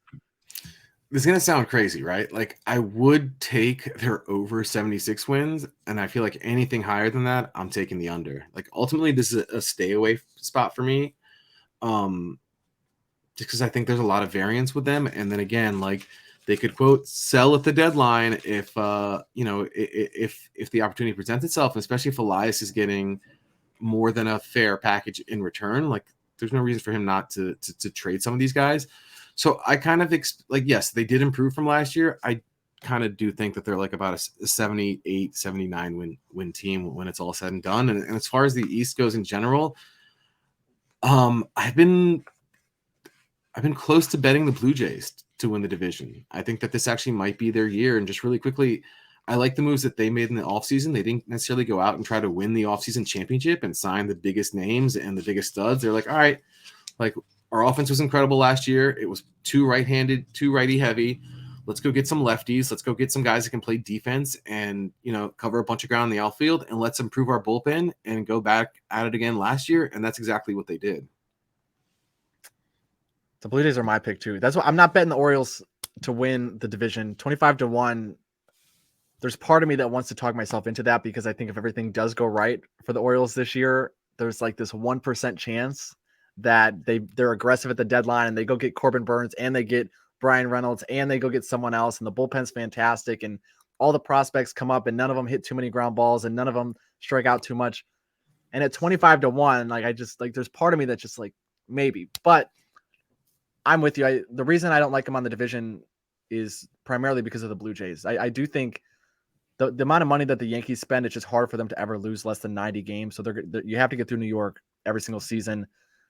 But Toronto is a team that last year had a ton of raw talent, but was very fundamentally unsound, in my opinion. Yep. Where Baltimore gives themselves a little bit of life, especially at the over 76.5 wins, with 77.5 some places. I would much prefer to have the 76.5 at DraftKings, just because I think it could come down to 1 or 2 games at the end of the year, especially if they do end up selling, which I don't think is unrealistic by any stretch of the imagination. Baltimore is very fundamentally sound. Good defensively, great base running team. They make a solid amount of contact, and they make really shrewd decisions from the analytics department to put all of their players in a position to succeed. That's why I think even if they're not full send this year, trying to make the postseason, trying to win the pennant, they can still finish 500, and that'll be disappointing for fans, I'm sure. But I think the over hits the division, though. The Blue Jays, the fact that they finally got rid of Teoscar Hernandez, that they've made a very intentional effort to improve the defense, as you mentioned, the bullpen was always a wild card. I mean, the Mariners, I believe, it was one of the largest comebacks in postseason history last year in the wild card round that the Blue Jays squandered. And Jordan Romano was asked to, like, as a Blue Jays fan, you're like, can we just throw Romano for the last 3 innings of the game? And then when you try to do that, you saw what happened, because that's not the type of pitcher that he is. Toronto's much more fundamentally sound. Assuming Vlad Jr.'s healthy, I know he left spring training a couple of days ago with a little bit of a lower half scare, but if Toronto's healthy, I think they're unquestionably better positioned to win this division than Baltimore. The Yankees, as much as I hate the freaking Yankees, are also much better positioned to beat Baltimore. They have more resources. The Yankees will undeniably be aggressive at the deadline. They will always try to improve where they see deficiencies throughout the regular season. The Yankees also have a little bit of prospect help on the way too. If they have Volpe coming up, if they have some Dominguez or some of these younger guys coming up. So the Yankees and the Blue Jays, for me, make it a no-go on the division. But the wins, I think Baltimore can win 80, 82 games and disappoint the fans, but make bettors a little bit of money. I mean, listen, it's going to sound like a cop-out, but if you told me the Orioles are going to win 74 games, I'd be like, all right, like 79, all right, I could see that too. 84, like, yes, like I feel like all those are pretty reasonable. But yeah, they just don't have that much room for error, right? Like, especially you look, we're talking about how they're building their team, moving that wall back. They're not going to win many 10-8 games, right? They need to win like their 4-3, those 3-2 type games, those really close, low-scoring games. That's what they did last year, and they kind of need to kind of repeat that to have success again this year. Absolutely. Well, Dream, I appreciate you joining the show, man. This was a great conversation. We'll make sure to timestamp it and cut it and all of that to make it accessible to everyone, because I know it's long. Tell the people, where can they find your stuff during the summer? Where can they find you on social media, so that way they can keep getting great information from you? For sure. I'm MLBDream over at Twitter. I'll be doing 2 to 4 live shows a week once the season starts, and I write 3 or 4 write-ups a week, free articles with bets over at FTN. So definitely check me out over there. Yeah, check out all of that. He's also doing some World Baseball Classic stuff, so we get competitive baseball a month early this season. He's had some really great in-depth previews, and I'm sure we'll be doing some more content with that. So really appreciate you joining. I'm definitely going to be picking your brain a lot during the regular season. Unquestionably one of the sharpest guys in the industry. Very, very grateful to have him on here. If you guys haven't checked out the other videos, went through the NL East, again, we're doing all 30 teams in 30 days. If the content is valuable, please like, share, subscribe, all of that good stuff. It helps support our work. Same thing with Dream. Go read his articles, click on the links. That's how we're able to do what we do on a regular basis. So if it's enjoyable content, if it's valuable, if it's informative, any of the above, help us out. Subscribers free, followers are free, likes, interactions on posts, all that stuff is free.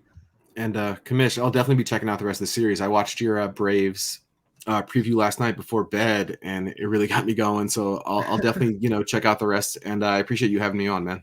Of course, man. Appreciate the support, and yeah, we'll be talking a lot this upcoming season. Absolutely. For sure.